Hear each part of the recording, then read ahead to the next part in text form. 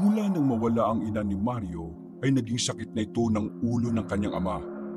Puro na lang inom, gala at barkada ang inaatupag nito.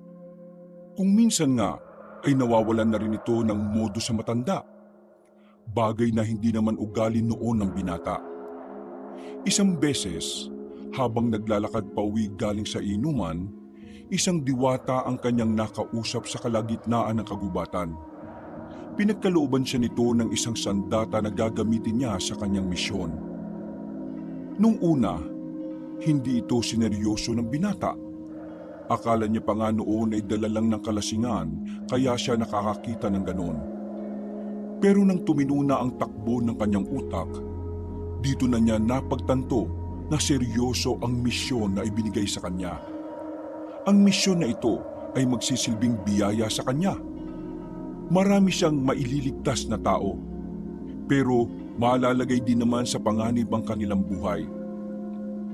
Magampanan nga kaya ni Mario ang kanyang tungkulin bilang isang tagapagligtas? O baka sa pagkakataong yon ay tuluyang masira ang kanyang buhay? Sundan natin ang mga kaganapan dito lang sa ating channel, Mga Kwento ni Kap Banong. Ano ka ba naman? Lasing ka na naman umuwi. Pambihira ka naman oh. Hindi na kita maasahan sa pagtitinda sa palengke ah. Puro ka na lang ganyan. Ano na bang balak mong gawin sa buhay mo ha? Ano bang gusto nyo? Umuwi akong lasing? O hindi ako lasing pero hindi na ako uuwi? Yan ka na naman sa pamimiloso po mo eh. Kinakausap kita ng maayos, sumagot ka naman sana ng maayos. Inaalala lang kita. Pinababayaan mo na ang sarili mo. Tingnan mo sarili mo sa salamin. Para kang walang pamilya. Bakit? Meron ba talaga? Mula nang mawala si nanay, wala na akong naramdaman dito sa bahay na to dahil puro na lang to kalungkutan. Lalo ka talagang malulungkot kapag ganyan ang ginagawa mo. Walang kabuluhan. Kasalanan mo kasi kung bakit nawala si mama eh. Kung sana, mas inuna mo siyang samahan sa ospital, di sana hanggang ngayong buhay pa siya. Pag-uusapan na naman ba natin ito? Hanggat nandito pa rin ang lungkot, hindi malalaos ang usapan na ito. Ikaw ang may kasalanan kung bakit nawala siya. Ilang beses ko bang sasabihin sa iyo na kahit nandun ako, wala rin naman akong magagawa. Malala na ang sakit ng mama mo at alam niya naman yon sa sarili niya. Kaya ako umalis nung gabing yon para manghiram ako ng pera. Anong magagawa ko kung talagang gusto na siyang kunin ng Panginoon?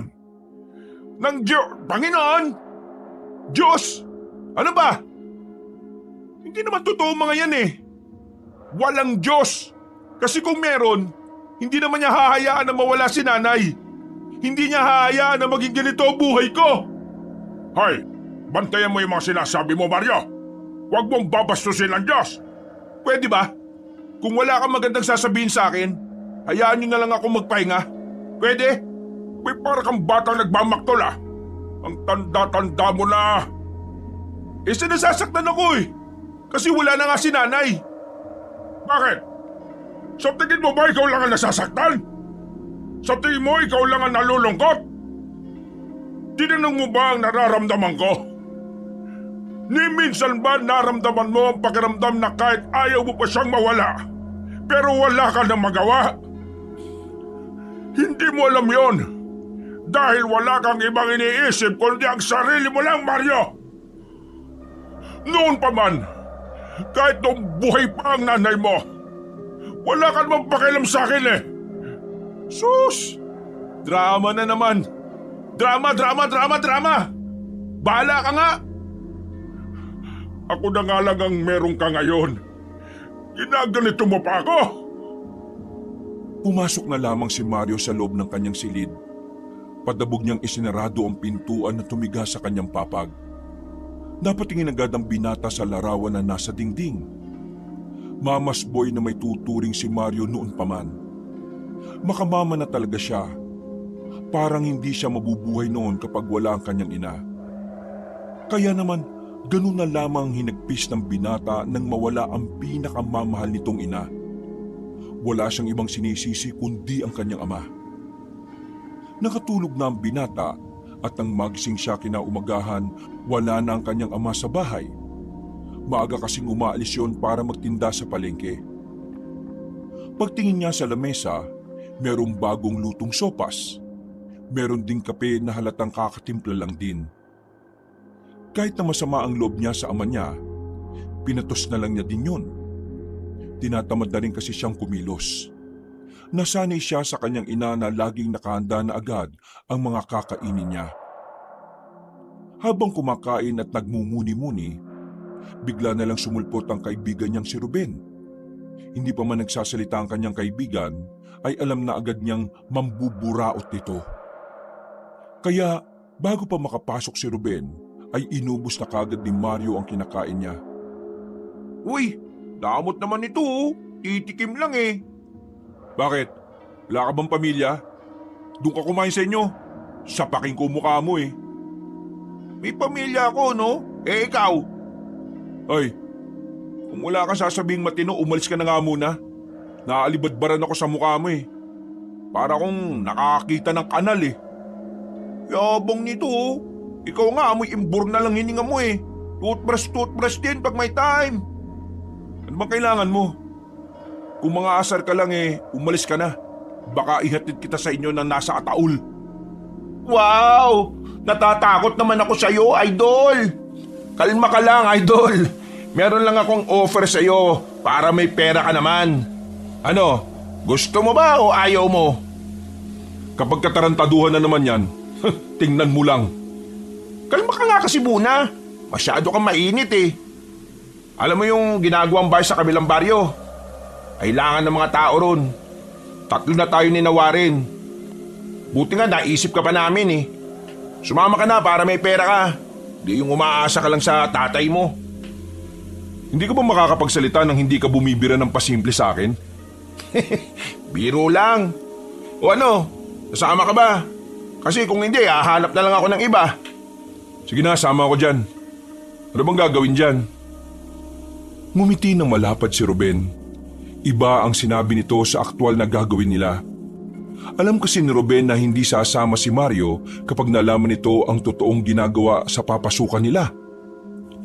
Nang simulan na nila ang trabaho, panayang reklamo ng binatang si Mario. Hindi naman kasi ito sanay sa mabibigat na trabaho. Gustuin man itong umalis na lang pero kailangan niya ng pera. Visit ka talaga, Ruben. Ang sabi mo sa akin kanina, magbabantay lang tayo ng bahay. Tapos ganito. Oh, angal ka pa. Eh malapit na tayong matapos. At saka, isa pa, magkakapero ka naman dito. Ang hirap-hirap nito eh. Visit talaga kayo. Pre, walang trabaho madali. Lahat mahirap. Hindi uso ang easy money sa mga kagaya nating hikahos. Ay naku, ang dami niyong sinasabi.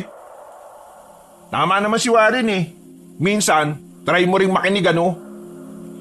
Hindi na lamang nagsalita si Mario. Alam niya kasing masahaba lang ang paninermon sa kanya ng dalawa kapag kumontra pa siya. Napapiling na lamang ito. Ang pansisermon sa kanya ni Warren at Ruben ang dahilan kung bakit madalas sa iba siya sumasama. May iba rin kasing barkada si Mario. Natapos ang maghapong pagbubuhos ng semento ay nagwakas na rin ang paghihirap ni Mario. Pagod na pagod ang katawan niya. Masasabi niyang hindi na niya yun uulitin pa kahit na kailan. Bandang 6:00 ng gabi, nagkabigayan na rin ng sahod. Mabuti na lang ay medyo galante ang may-ari ng bahay kaya good mood pa rin si Mario. O ano, bukas uli. Yoko na. Nagbanat lang ng konting buto eh. Naiyak ka na kaagad. Kung gusto nyo, kayo na lang. Saan ka naman pupunta? Sa mga barkada mong walang magandang dulot sa'yo? Oo, gusto ko mag-inom. Inom na naman? Binigyan niyo ako ng pagkakataon magkapere eh. Tapos ngayon may pang-inom ako, aangal kayo. Ewan ko ba kung anong utak meron kayo? Isinama ka namin dito para kahit papaano'y makatulong ka kay Mang Ruperto sa bayarin ninyo. Ikaw na lang kaya maging anak nun.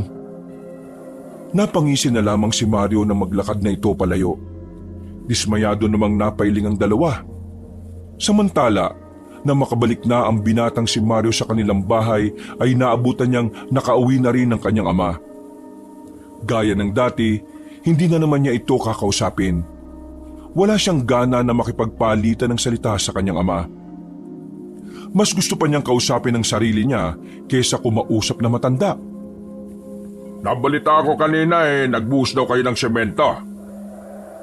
Hindi pa rin tumugon ng binata. Dumiretso lang ito sa maliit nilang kusina at kumuha ng tubig. Pupunta ka na naman sa kabilang baryo para mag-inom. Ayos lang. Basta huwag ka na lang dumaan sa gubat. Sa tamang daan ka dumaan, ha? Sa merong pose ng ilaw para maliwanag. Hindi mo kasi yata nabalitaan yung nangyari sa kababata ni Paring Topper. Natagpo ang patay sa gubat.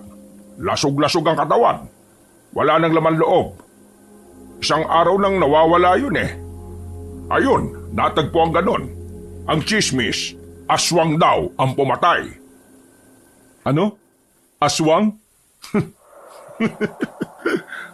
Bakit ka natatawa? Seryoso ka bang aswang? Nagpapatawa ka ba? Baka ba ako nagpapatawa? Seryoso ako nagkukwento at nagpapaalala sa iyo rito.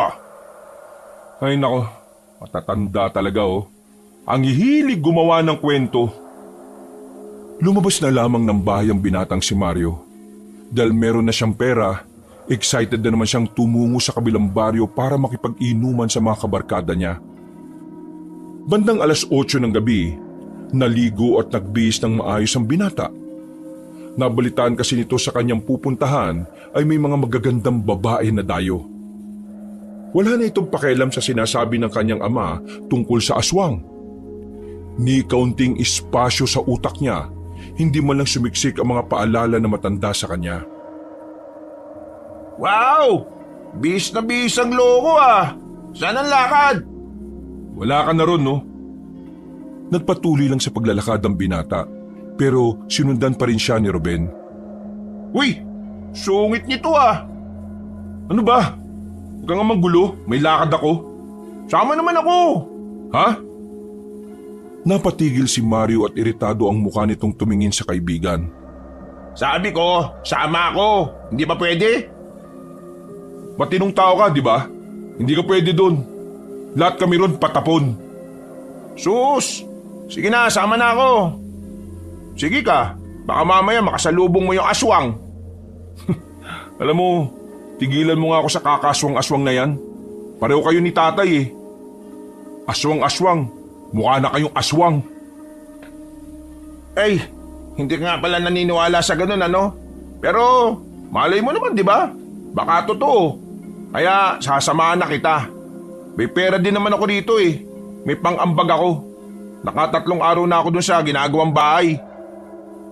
Nang marinig yun ni Mario ay napagtanto niyang parang magandang ideya na isama niya si Ruben.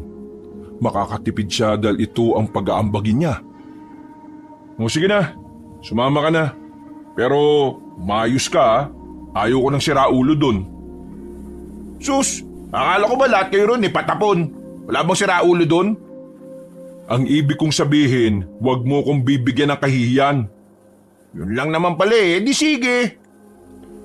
Inakbayan na siya ni Ruben. Sabay na silang naglakad. Dahil mas madali ang daan sa kagubatan, kahit na ayaw dun ni Ruben ay dun pa rin sila dumaan. Kalalaki mong tao, duwag ka. Paano nga kung totoo yung sinasabi ng mga tao na totoo yung mga aswang? Anong gagawin mo? Wala akong gagawin kasi wala namang aswang. Tulig ka pala sabi ng tita ko, totoo daw yung mga aswang Marami daw nun sa mga gubat. Kung totoo mga yan, dapat lahat ng tao sa atin wala na. Di ba sabi nyo, mababangis sa mga aswang? Nasaan ba sila? Wala, di ba? Nga. Huy, ano yun? Ang alin? Parang may gumalaw dun sa kabilang puno. Sabog ka ba? Hindi ka pa lasing yan Ayaw kasing sumeryoso Kulit nito Ay nako, bilisan mo kasing maglakad. Kaya ka natutulig Gumaan na rin naman ang pakiramdam ni Ruben ng mga sandaling yon. Nang makaalis na rin sila sa kagubatan, Pagdating nila sa kabilang baryo ay agad nilang tinungo ang kabarkada ni Mario. Sayawan, inuman at kantahan. Merong pang naghaharutan at merong naghahalikan. Mausok din dahil sa sigarilyo, mga bagay na kinasanayan na lamang ng binata mula nang mawala ang kanyang ina. Makalipas lang ang halos 2 oras, si Mario na mismo ang nakaisip na umuwi. Hindi na kasi trip ni Mario ang mga bagong dumating na babae. Para sa kanya, mga mukhang paa na may kalyo ang mga yon. Pambira naman kasi. Bakit ba kasi ang dami mong uminom eh? O bakit? Hindi pa naman ako lasing ah. Hindi lasing. Tingnan mo nga sarili mo. Hindi ako lasing no. Diretso pa nga lakad ko eh. Ay saan tayo dadaan? Doon pa rin. Saan mo gusto? Sa buwan. Wala nang nagawa pa si Ruben nang dumiretso na ang binata sa bungad ng gubat. Pagpasok pa lang nila roon, nagtindigan na kagad ang balahibo ni Ruben. Ay! Mga aswang! Nandyan ba kayo? Kainin nyo nga tong kaibigan ko. Masarap to! Lasang adobo na panis! Uy! Matahimik ka nga! Nasa gubat tayo eh. Baka mamaya may makarinig na masamang elemento sa'yo dyan. Nako! O bakit? Takot ka bang makain ng aswang? A-S-W-A-N-G? Aswang? Tuwang-tuwa si Mario sa ginagawa niyang pangaasar sa kaibigan. Napapakamot na lamang ng ulo si Mario dahil sa kanyang kakulitan. Makalipas pa ang ilang minuto, napapansin nilang tila hindi pa rin sila nakakaalis ng kagubatan. Saka lang nila napagtanto na naliligaw na sila nang may madaanan na silang ilog. Hindi naman kasi nila yun nadaanan nung papunta pa lamang sila. Yan, naligaw na tayo. Ang ingay-ingay mo kasi. Kung nanahimik ka na kanina pa, edi sana hindi tayo naligaw. Anong punit ng ingay ko sa direksyon na dinadaanan natin? Baka kasi yung daan na dinaanan natin sa iba na dumaan. Ha? Ang gulo mo nakausap. Ganyan ka pala talaga kapag lasing. Hoy! Mga aswang! Ituro nyo nga sa amin kung saan yung tamang daan. Naliligaw na kasi kami. Hindi na nakatiis pa si Ruben. Tinakpan na niya ang bibig ni Mario para manahimik lang ito. Maya-maya pa, nakarinig sila ng babaeng kumakanta. Kahit si Mario din na lasing, biglang natahimik at nagtaka. May beer house ba sa gubat na to? Bakit parang may videokehan dito? Sira ulo. Hindi videokehan yung naririnig natin. Boses yun ng babae. Paano makakaroon ng boses ng babae dito sa gubat tapos nakakanta pa? Hindi ba pwedeng magkaroon ng boses ng babae dito? Tayo nga boses ng lalaki eh. Nang marinig na naman nila ang tinig ng dalaga, tila naramdaman nilang kusang humahakbang ang kanilang mga paa. Hanggang sa nakarating na lang sila sa isang malaking puno. Nakita nila ang isang babaeng naroon. Nakaupo sa malaking ugat. Nagliliwanag ang buong katawan nito at kumakanta pa rin. Tumigil lamang ito nang si Mario na mismo ang lumapit dito. Hoy miss, totoo ba itong nakikita ko? Kakulay mo yung gaw-gaw? Tumingin lang sa kanila ang dalaga. Nakangiti ito sa kanila na parabang matagal na sila nitong kilala. Ika, wait lady ka ba? Hindi ako kagaya ng mga sinabi ninyo. Ako ay isa lamang elementong puti na nagbabantay sa kagubatan. Ah, isa kang gwardya, hindi ka white lady. Pero isa kang lady guard, di ba? Hindi ako ganon. Ano ka ba kasi? Isa akong, Miss, modus ka ba? ha? Anong modus? Di mo alam ang modus? Wala pala to eh. Mahina. Miss, kung tama ang inala ko, isa ka bang diwata? Biglang nadagdagan ng liwanag ng paligid dahil sa sinabing yun ni Ruben. Ngumiti ng malapad ang diwata. Buti pa ang isang ito ay may utak. Itong isang madaldal ay puro bungulang. Walang laman. Hindi bale, magpapakilala ko sa inyo. Ako si Amalia, ang diwatang nangangalaga sa kagubatan na ito. Nandito ka... Anong pangalan mo? Pingi ka ba? Kasasabi ko lang. At saka pwede ba manahimik ka muna? Nagsasalita ako? Ha? Sorry naman. Di sige, tuloy mo. May dahilan kung bakit nagtagpo ang landas natin. Ikaw, Mario, meron kang tungkulin na dapat gampanan. Ang tungkulin na ito ay magsisilbing biyaya para sa iyo at maaari ding isang karma. Pambira naman. Napadaan lang dito, nagkaroon pa ng tungkulin, no? Ito na lang si Ruben. Mabuting tao tong si Ruben. Mas maraming magagawa ito. Ikaw ang pinili ng mga bathala. Ikaw ang pinili nila para bigyan ka ng aral sa lahat ng ginagawa mo sa ama mo. Aba, chismosa ka siguro, ano? Bakit alam mo yung tungkol dun? Uy, diwata kinakausap mo. Gusto mo bang maging palaka? Huminga ng malalim ang diwata. Kitang-kita na parang nagpipigil lamang ito ng galit. Pero kahit na ganon, pinagpatuloy pa rin ito ang pagsasalita. Kailangan kasi talagang marinig ni Mario ang mga sasabihin nito. Mario, magbabago ang buhay mo sa oras na ibigay ko sa iyo ang sandata na magagamit mo kontra sa kasamaan. Kaya naman, kailangan mo na ring maging matino sa lahat ng oras. Igalang mo ang iyong ama kung ayaw mong mawala siya sa buhay mo. Mario, may nakaambang panganib sa sangkatauhan. Ikaw lang ang makapagliligtas sa mga tao. Di nga ako marunong magsaing tapos gusto mo iligtas ko mga tao? Pambira naman, oh. Ngayon, ibibigay ko sa iyo ang sandata ng kabutihan. Biglang humangin na malakas. Nasilaw sila sa liwanag. Maya-maya lang, naramdaman nilang may bumagsak na mabigat na bagay. Nang mawala ang liwanag, nakita nila ang isang palakol na umuusok pa. Kunin mo ang palakol na yan. Ha? Bakit ko kukunin mukhang mainit? Hindi mainit yan. Kunin mo na. Oo na, makasigaw naman to. Paghawak ni Mario ng palakol, tila merong kapangyarihan na dumaloy sa buo niyang katawan. Namutla ang lalaki. Nag-alala naman si Ruben nang makitang tila nagbago ang reaksyon ng muka ng kanyang kaibigan. Teka, sandali. Anong nangyayari sa kaibigan ko? Ewan ko, baka nilalagyan ng laman ng utak niya. Makalipas ang ilang segundo, naging normal na ulit ang binatang si Mario. Para itong nahimasmasan. Pero nang makita nito ang dalagang nakalutang, nawalan nito ng malay. Makailang ulit pang pinagsasampal ni Ruben ang mukha niya para lang magising siya.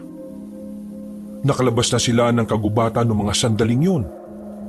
Nasa gilid na sila ng kalsada. Hindi na kinaya ni Ruben na buhatin pa pauwi ang kaibigan. Uy, ano? Ayos ka na ba? Akala ko mamamatay ka na eh. Ano bang nangyari? Nahimatay ka. Ano ba nangyari at bakit ka nahimatay? Nagtatanong nga ako sa iyo, di ba? Nahimatay ka nga kanina nung kausap natin yung diwata. Natakot ka ba kanina? Diwata? Oo nga, ano? Diwata ba talaga yun? Pambira ka naman.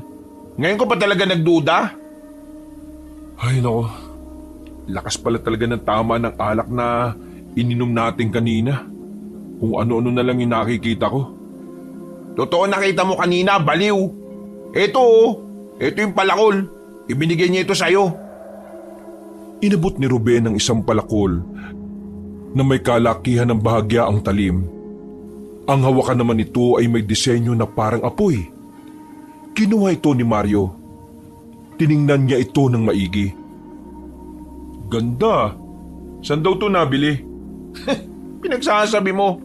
Binigay nga sa'yo ng diwata yan. Yan daw ang magagamit mo kapag kinalaban mo na yung mga kampo ng kadiliman. Bigla na lamang naalala ni Mario ang lahat ng sinabi sa kanya ng diwata. Sa pagkakataong ito, napagtanto niyang totoo nga talagang meron silang nakausap na diwata.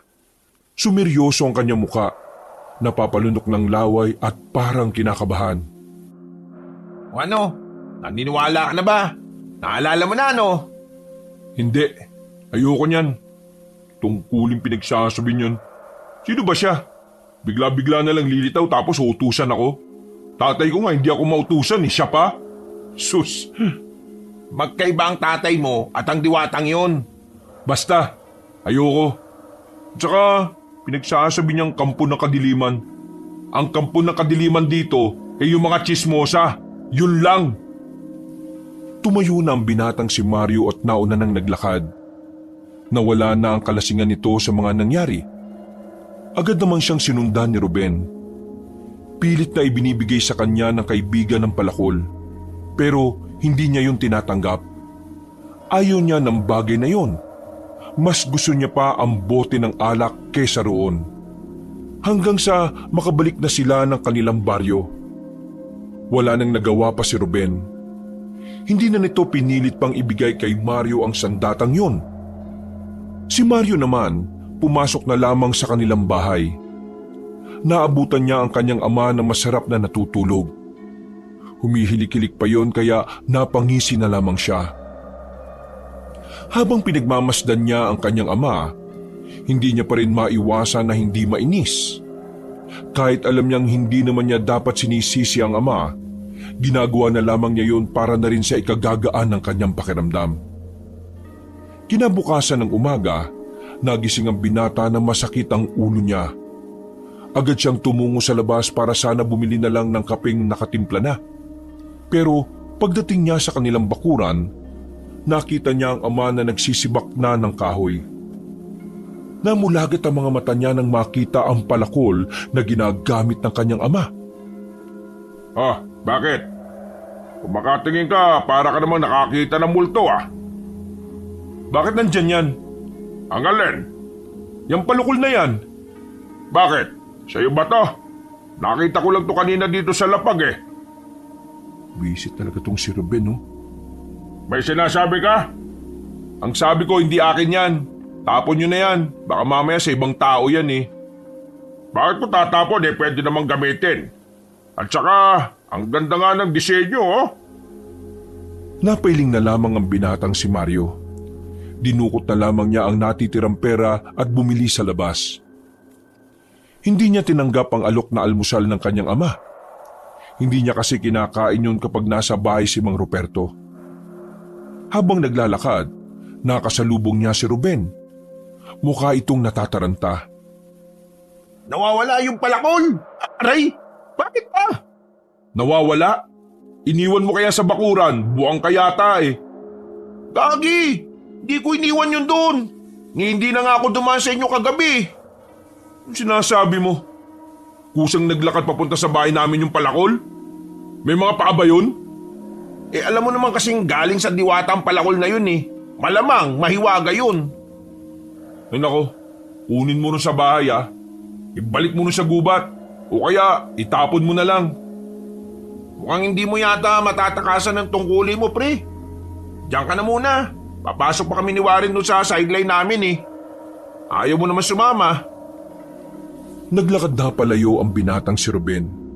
Napapailing na lamang din si Mario. Nawiwirduhan na siya sa kanyang kaibigan. Ganun pa man, hindi na lamang niya inintindi pa si Ruben. Nung umagang yun, humilata lang siya sa bahay nila at maghapong natulog. Paggising ay kakain na lang. Lalabas na lang siya sa kanyang silid at para kainin ang iniwang pagkain ng kanyang ama.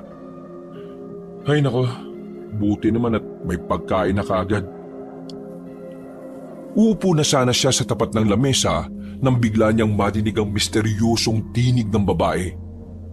Pamilyarang tinig na yun sa kanya. Napalingon-lingon siya sa paligid pero wala naman siyang nakikitang ibang tao. Nasaan ka? Lumabas ka dyan! Laking gulat niya nang may pumasok na babae sa bahay nila. Nakasuot lang ito ng puting bestida at walang tsinelas. Uy, paano ka nakarating dito? Makinig kang tao ka. Kailangan mong panindigan ng tungkulin na ibinigay sa'yo. Dahil kung hindi, Ano? Hanip ah? Parang nananakot ka pa ah?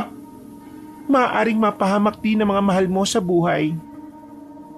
Sandaling napaisip si Mario sa sinabing yun ng babae. Unang pumasok sa isipan niya ay ang kanyang ama. Umiiling-iling siya. Pilit niyang binubura yon sa utak niya. Hindi niya gusto ang ideyang magkakaroon siya ng pakialam sa matandang lalaki. Ayaw ko nga eh. Bakit niyo ba ako pinipilit?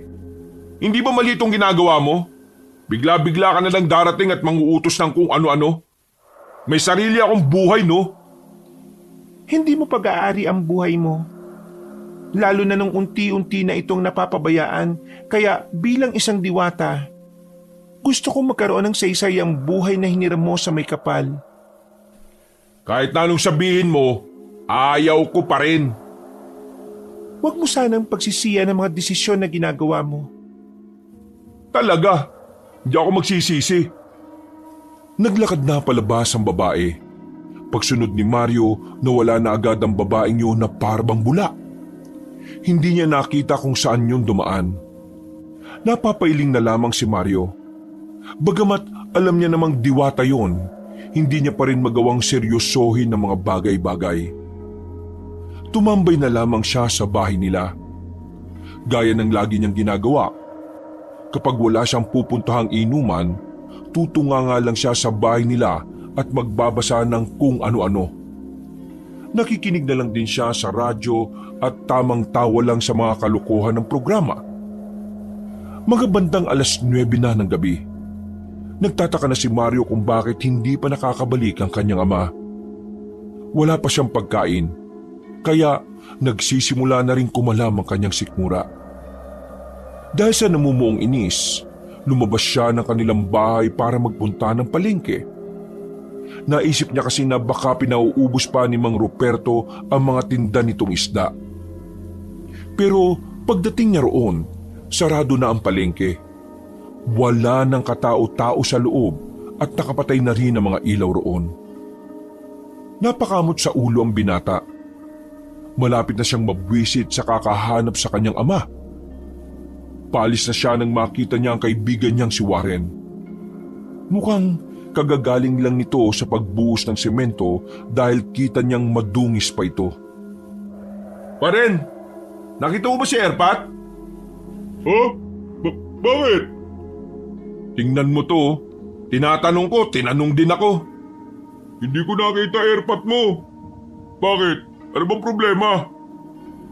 Kanina pa hindi umuwi ng bahay eh. Nagugutom na ako, no?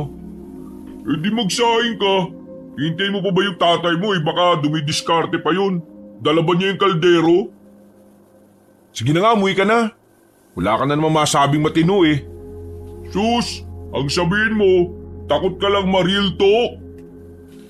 Maghihiwalay na sana sila ng landas nang meron namang matandang lalaki na lumapit sa kanila. Sa palagay ni Mario, mas matanda ito ng kaunti sa kanyang ama. Nakangiti itong nagtanong sa kanila. Magandang gabi mga iho. Ako si Mang Dado. Pwede ba magtanong? Nagtatanong ka na nga eh. Ano po ba yun? Meron bang albularyo rito sa baryo ninyo? Albularyo? Meron ba? Wala. Pero chismosa, meron. Marami. Interesado ka ba sa mga chismosa? Nako, hindi. Ang kailangan ko albularyo. May sadya sana ako eh. Pero kung wala, sa ibang baryo na lang siguro ako maghahanap. Sige po, pasensya na po ah. Ngumiti sa kanila ng malapad na matandang yon. At sa hindi inaasahang pagkakataon, naramdaman ni Mario ang kakaibang kaba sa kanyang dibdib. Hindi niya matukoy kung ano ang ibig sabihin ng kaba na yon. O paano? Mauna na ako ha. Nangangati na ako eh. Sana mahanap mo yung tatay mo para makakain ka na. Hindi na lamang pinansin ni Mario ang kaibigan niya. Naglakad na lang siya pabalik. Pero Hindi pa man siya nakakarating ng kanilang bahay, bigla siyang napatigil sa paglalakad nang tila marinig niya ang tinig ng kanyang ama. Lumingon siya sa paligid. Wala naman. Sa palagay niya, ang naririnig niya ay nasa malayo. Ang di niya lang maintindihan ay kung bakit niya yun naririnig. Bumuntong hininga na lamang si Mario sa pag-aakalang guni-guni lamang niya yun. Ihahakbang na sana niya ang paa niya pero narinig na naman niya si Mang Ruperto. At sa pagkakataong ito, klaro na sa pandinig niya na humihingi ng tulong ang kanyang ama. Ay, wisit! Hindi niya rin maintindihan kung bakit hinahanap niya ang pinagmumulan ng sigaw na yon. Kakatakbo niya, nakarating na siya sa abandonadong terminal na parte pa rin naman ng kanilang baryo. Nakita niyang nagtatago roon ang kanyang ama sa likuran ng sirang bus. Tinawag siya nito at agad naman siyang lumapit. Ano bang ginagawa mo rito, ha? Hinaan mo lang ang boses mo. Ano bang problema? Hinahabol kami ng mga kasama ko ng aswang. Ha? Pinagsasabi mong aswang? Ha? Napatigil sa pagsasalita si Mario nang siya na rin mismo ang nakakaramdam ng mabigat na presensya. Hindi niya alam kung normal ba ang pakiramdam na yun. Pero sa ayaw o sa gusto niyang maniwala, ang pakiramdam na mismo ang nagsasabi sa kanya na katotohanan. Aswang ang nasa paligid at ramdam na ramdam niya ito. Biglang nanahimik si Mario. Pumasok sa kanyang isipan na baka meron nang kakaiba sa kanya mula nang makausap niya ang diwata. Naiinis man siyang isipin ang bagay na yon, pero wala rin naman siyang magawa. Binatil yung aswang yon. Tingin namin siya ang dumali ron sa biktima nung nakaraan. Babangis siya, kaya huwag kang lalabas. Umuwi na tayo. Ang kulit mo, huwag kang lalabas Nagulat na lamang sila nang makita na nila ang binatang aswang sa likuran ni Mang Ruperto. Agad na hinila ni Mario ang kanyang ama nang lumundag yun patungo sa kanila. Nanlalaki ang kanyang mga mata. Hindi siya makapaniwala na totoo nga ang sinasabi ni Mario. Naglabas si Mang Ruperto ng maliit na kutsilyo. Humarang ito sa harapan ni Mario. Kahit nakitang-kita naman na nanginginig din sa takot ang matanda. Subukan mong lumapit. Sasaksakin kita nitong hawak ko. Hindi mo masasaktan tong anak ko. Sa naririnig pa lang nila mula sa aswang na yon, nararamdaman na ni Mario na parang gutom na ito. Sa puntong ito, tila may kung ano-anong naglalaro sa utak ng binata. Pero nangingibabaw ang ideya na kailangan niyang mapaslang ang aswang na yon. Maging siya ay naguguluhan din. Dahil kung tutuusin, ang unang iisipin niya dapat ay tumakbo na lang. Dito ka sa likod ko. Ha? Anong sinasabi mo? Ako ang lalaban sa aswang na yan. Ako ang ba? Huwag ka nang makulit. Sa likod ka na nga. Akong bala sa kutong lupa na to. Nagsarado ang kamao ni Mario.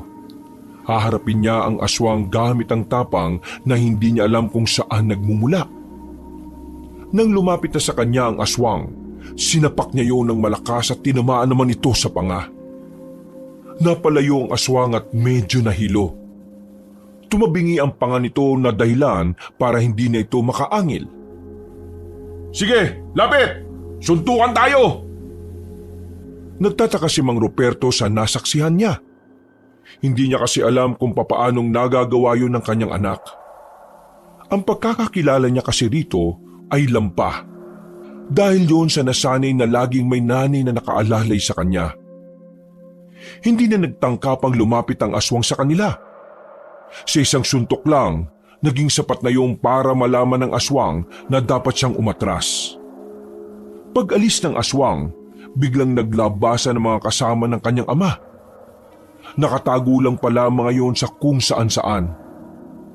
Manghang-mangha ang mga yon sa ginawa ni Mario.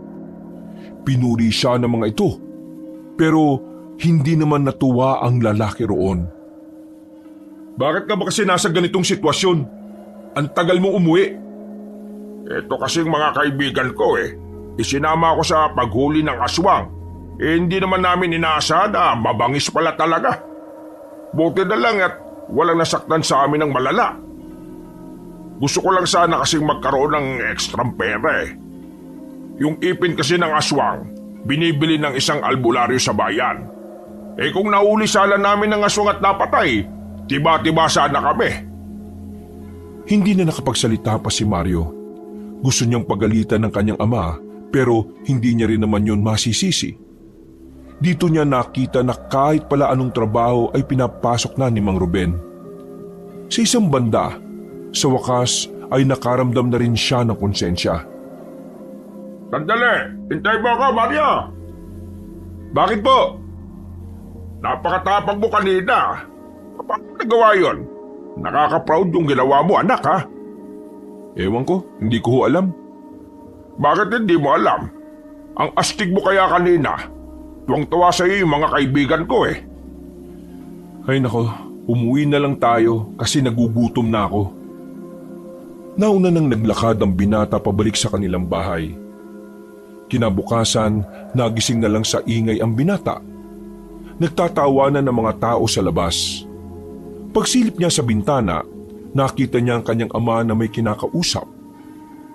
Masaya si Mang Ruperto. Makalipas ang halos 1 taon, ito ang unang pagkakataon na nakita niya ang matanda na masigla. Oo, ginawa ng anak ko yun. Kahit itanong niyo pa kila paring Edgar.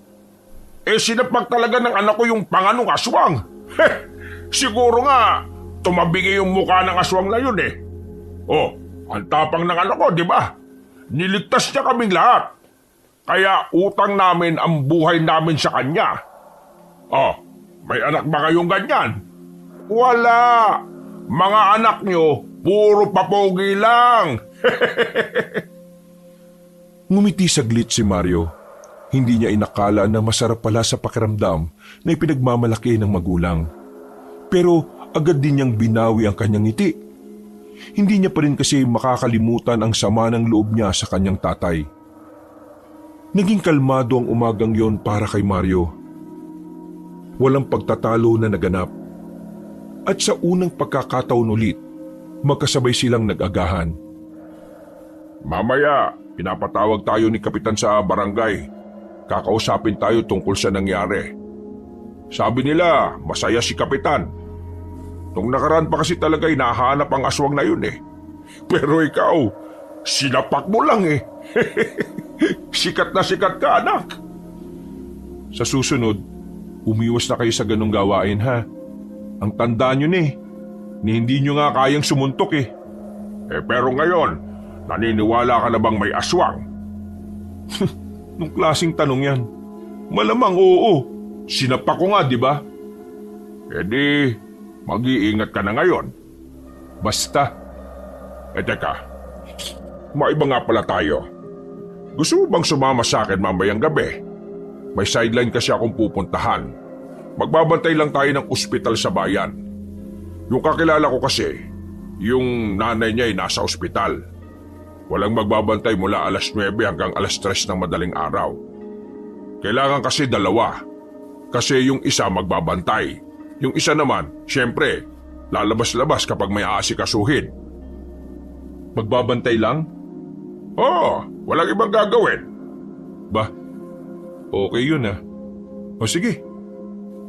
Aba, ayos Nilalagnat ka ba, anak? Natututo ka ng pumayag, ha? Ngumisi na lamang si Mario. Hindi niya na lamang pinansin pa ang mga pambobola ng kanyang ama.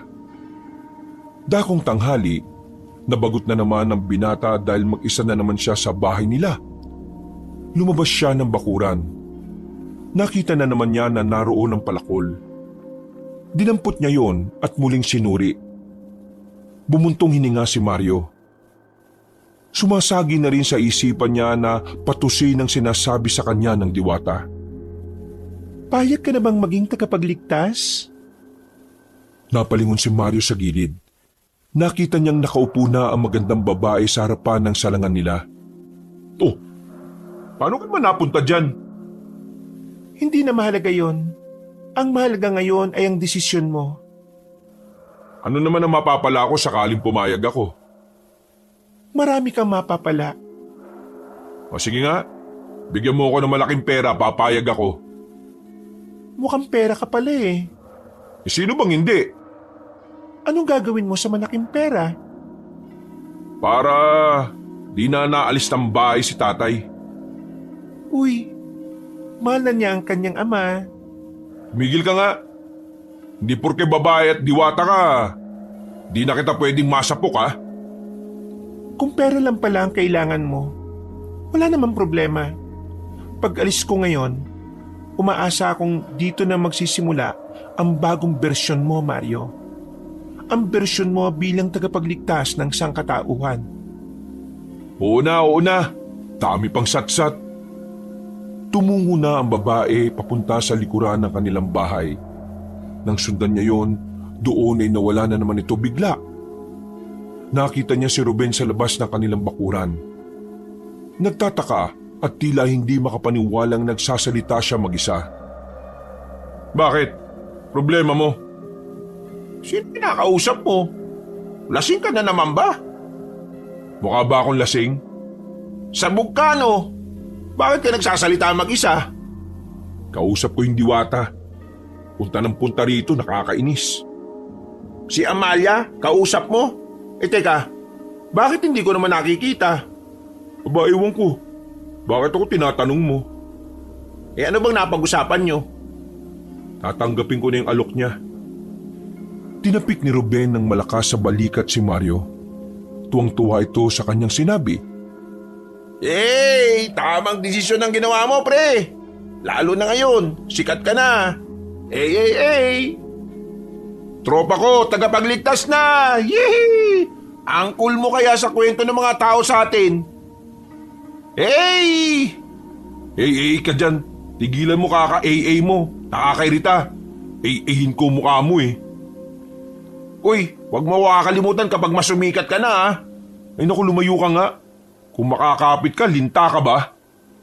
Sabihin mo nga sa diwata kung pwede akong maging alalay mo, Isa pang A mo, bubulagta ka na dyan. Lumipas pa ang ilang araw at mas marami pang pagbabago ang nangyari sa sarili ni Mario. Unti-unti na siyang nagiging kalmado kapag kausap niya ang kanyang ama. Sinasabihan na rin niya iyon sa pagkain. Kung minsan pa, sumasama na rin siya sa pagtitinda sa palengke. Nangyari lahat ng ito nang makita niya kung gaano ka-proud si Mang Ruperto sa kanya. Kahit kasi ilang araw na ang lumipas, bukang bibig pa rin na matanda ang ginawang pagsapak niya sa aswang. Bukod sa mas gumagandang samahan nila ng kanyang ama, napapansin din ni Mario na parabang unti-unting nagiging sensitibo ang pakiramdam niya. Nagsimula din ito nang tuluyan na niyang tanggapin ang sinasabi ng diwata. Palihim na rin kasi siyang sinasanay kung paano ginagamit ang palakol. Kasakasama niya si Ruben palagi. Alam na rin naman ni Wari ng tungkol sa tungkulin niya at ang tungkol sa diwata. Pero hindi ito makasama sa kanila dahil abalang-abala ito sa trabaho. Ayusin mo lang yan, pre ha. Ayaw ko pang mamatay. Kung talagang gusto mo maging alalay ko, dapat meron kang tiwala sa akin. Nakatayo si Ruben sa harapan ng malaking puno habang nasa kagubatan sila. May nakapatong na mansana sa ibabaw ng ulo nito. Seryosong inaasintahan ni Mario ang prutas. Habang si Ruben naman ay pawis na dahil sa kaba. Pagpukol ni Mario ng palakol, tinamaan ang mansanas at bumao ng palakol sa katawan ng puno. Halos manlambot si Ruben nang makahinga na rin siya ng maluwag. Tama na yun ha. Okay na yun. Gumagaling na ako sa pag-asinta. Malamang. Ako ba naman palagi yung nasa hukay yung isang paa eh? Pre, hindi ba nakakasuka? OA o baduy? Ang alin ba? Itong ginagawa ko. Dati kasi, maangas at barumbado ako. Tapos, eto ko ngayon, nagpa-practice kalabanin ng aswang. Pagtatawanan siguro ako ng mga barkada ko sa kabila kapag nalaman nilang ganito ako. Ano naman kung ganyan ka? Ang cool mo kaya? Dito sa baryo natin, mataas na ang tingin nila sa'yo mula nang sapukin mo yung aswang. At mas lalong bibilib ang mga yan kapag nalaman nilang ikaw ang magliligtas sa kanila. Ang cool kaya. Dati, mainitin ulo mo. Ngayon, kalmado ka na. Marunong ka nang gumalang at interesado ka na sa mga bagay-bagay. Hindi ka na rin nagiinom. At higit sa lahat, nakikinig ka na sa tatay mo. Anong baduy dun? Anong OA at nakakasuka? Ang tawag sa ganyan pre, character development. Nabasa ko lang sa magazine yan ha. Yan yung parte ng buhay ng tao na kung saan mula sa ganitong pag-uugali, mas gumaganda pa ang bersyon mo. Huwag mong intindihin yung mga yun. Ang tunay na kaibigan, sinusuportahan ka sa kung ano mas makakabuti sa'yo. Susuportahan ka nila sa pagbabago mo. Hindi yung yayakagin ka na naman nila pabalik sa mga bisyo-bisyo nyo. Walang kwentang kaibigan yun. Kaya nga tunay na kaibigan kayo ni Warren eh. Pre, salamat sa inyo ha. Hindi nyo ako sinukuan. Walang iya. Ang drama mo naman. Ano ka ba? Wala yun. Natural na gagawin namin yun sa'yo kasi kaibigan ka namin. Ngayon, alam mo na kung anong pagkakaiba ng barkada sa kaibigan. Pero curious lang ako pre ha. Ano bang nagtulak sa'yo para magbago ka? Bumuntong hininga ang binata at napangiti habang nakatingin sa palakol na hawak. O ayan, nakakangiti ka na rin eh. Sa totoo lang, nung una hindi ko rin alam eh. Siguro dahil naramdaman ko na totoong mahal pala ako ng tatay ko. Lalo na nung naririnig kong pinagmamalaki niya ako sa mga iba. Nakukonsensya nga ako eh. Kasi kahit wala naman siyang kasalanan sa pagkawala ni nanay, sinisisi ko siya. Pre, ang mga magulang, walang kapantay ang pagmamahal niyan. Matitis nilang sarili nila pero mga anak nila hindi. Kausapin mo lang ang tatay mo. Maintindihan ka naman niya eh. Nakakasigurado ako dun. Yun nga eh. Lagi niya akong naiintindihan. Kaya mas lalo akong nakukonsensya kasi kahit na minsan, hindi mo lang siya nagalit sa akin. Sige, ganito na lang pre. Total, tinanggap mo na ang misyon. Bumawi ka na lang. Gumawa ka ng mga bagay na sa tingin mo, mas lalong matutuwa ang tatay mo sa'yo. Ganun. Pwede ba yun? Oo naman. Gagawin... Uy! Ano yun? Sigawan yung pre ah. Nagmamadaling umalis ang magkaibigan sa kinilalagyan nila. Nang makarating na sila sa daan, nakita nila ang nagkakagulong tao roon. 8:00 na pero nagkukumpulan pa rin. Sa loob nito ay may 3 bangkay na matatandang lalaki na magkakapatong.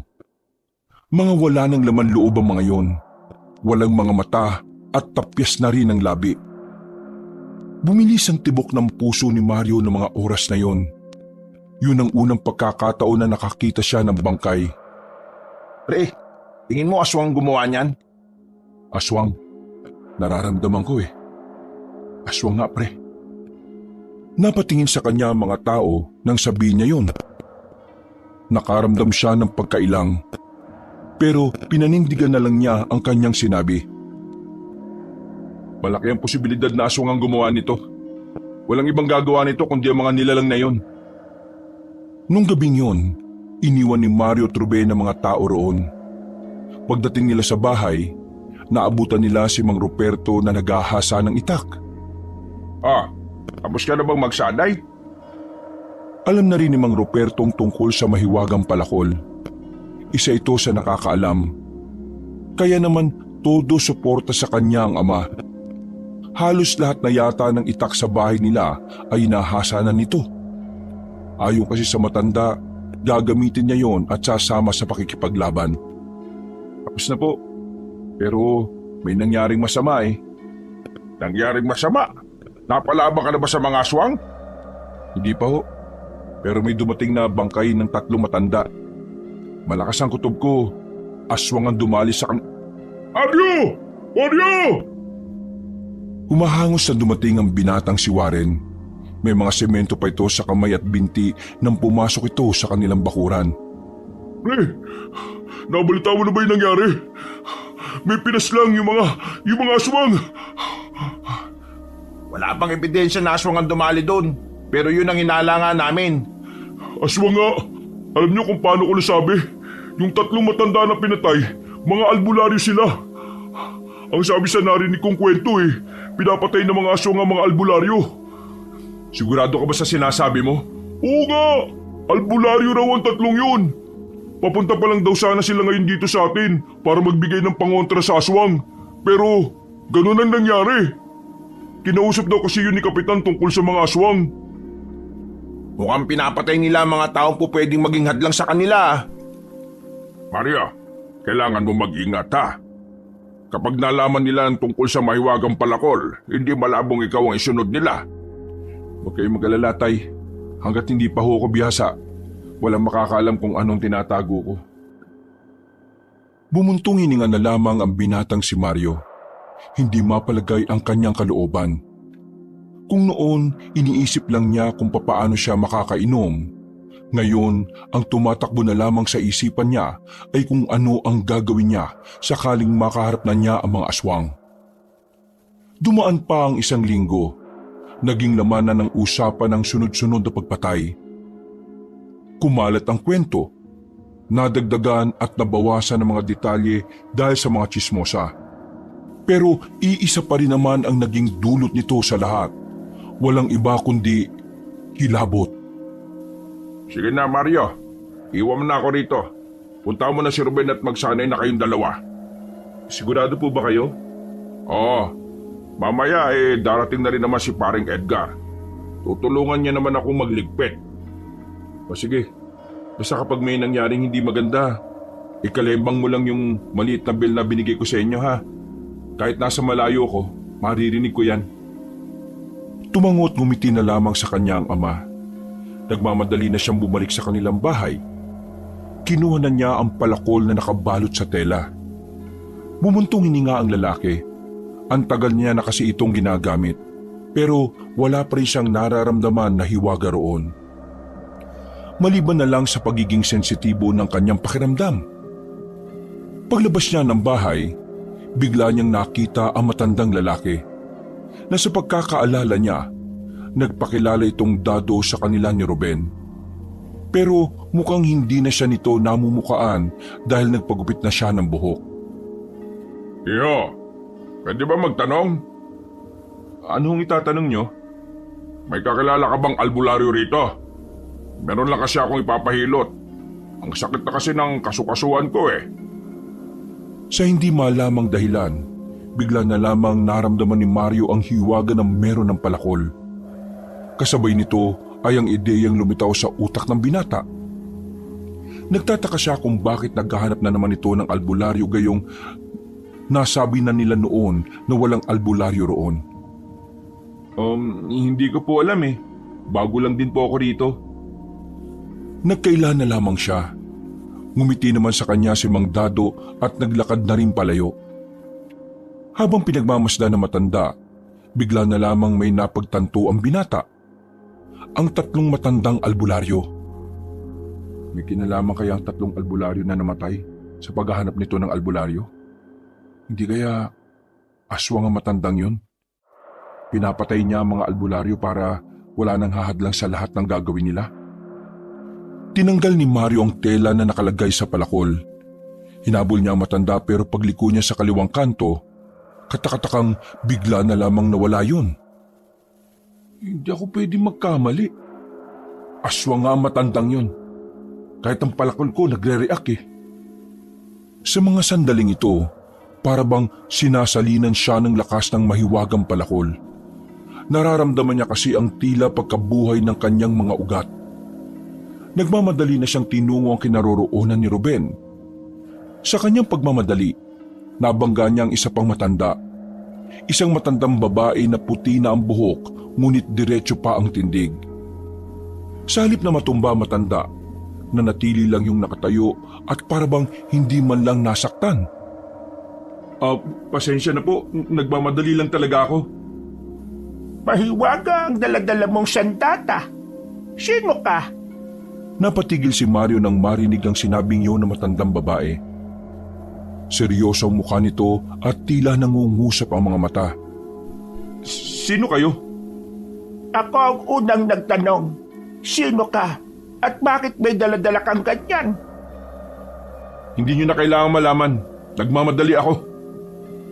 Kung sino ka man, sana'y magamit mo ito laban sa kasamaan.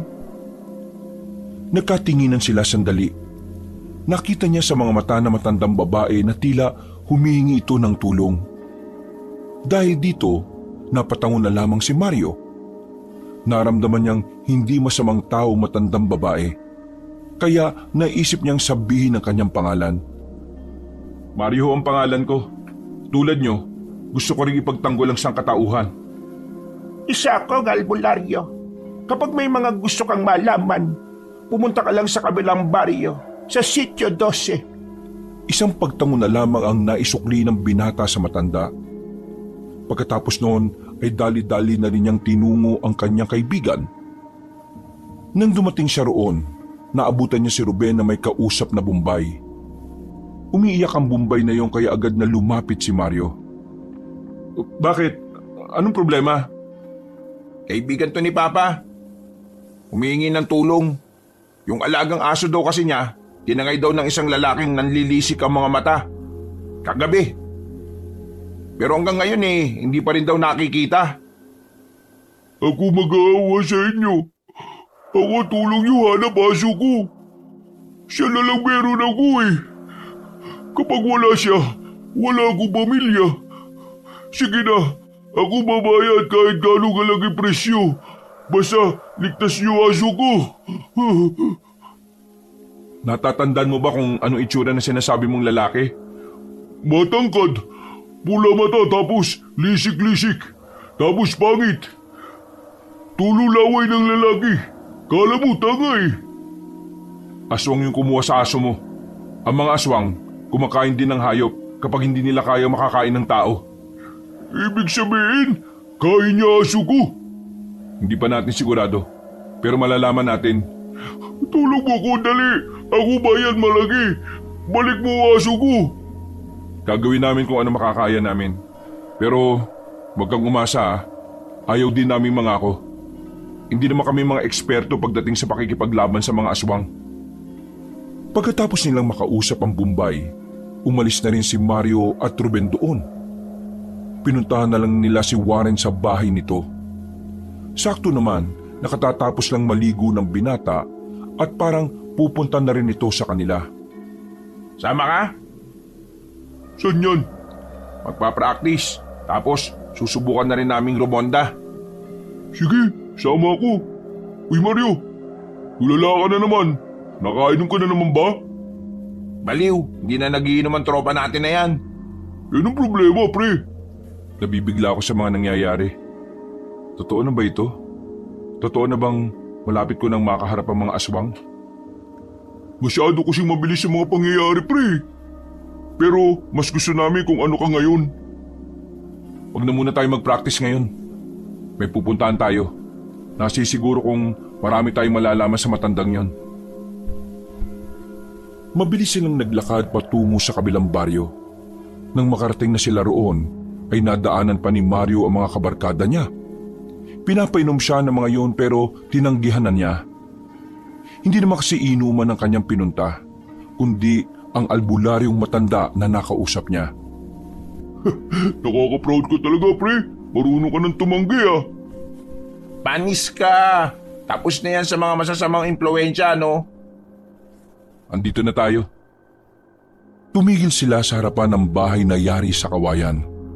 Lumapit si Mario kaunti at saka tumawag. Ilang sandali lang, lumabas ang isang matandang babae. Napangiti pa ito nang makilala si Mario.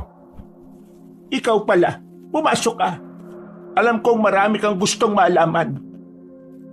Nagkatanguan ng tatlong binata. Nang nasa loob na sila ng bahay ng Ali, binigyan sila nito ng tigi-isang kape na may halong luya.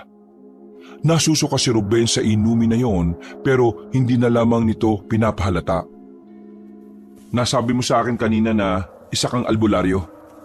Kailangan namin ng kaalaman mo para mas malaman namin kung papaano paghahandaan ng mga aswang. Bago yon, Gusto ko na munang malaman kung papaano ka nagkaroon ng ganyang klase ng sandata. Ibinigay ho sa akin to ng isang diwata sa gubat. Ang sabi niya, magagamit ko raw ito kapag nakakalaban ko na ang mga aswang. Hindi ko alam kung bakit ako pero ngayon, ginagawa ko makakaya ko para paghandaan ng mga aswang. Ikaw pala ang bagong tagapagligtas ng sangkatauhan. Kung ganon, dapat pala kitang tulungan. Ikaw ang susi para maisalba natin ang maraming buhay. Tumayo ang matandang babae at meron itong kinuhang libro. Lumang-luma na ang libro. Parang kakaunting bagsak lang ay magkakalas na ang mga pahina nito.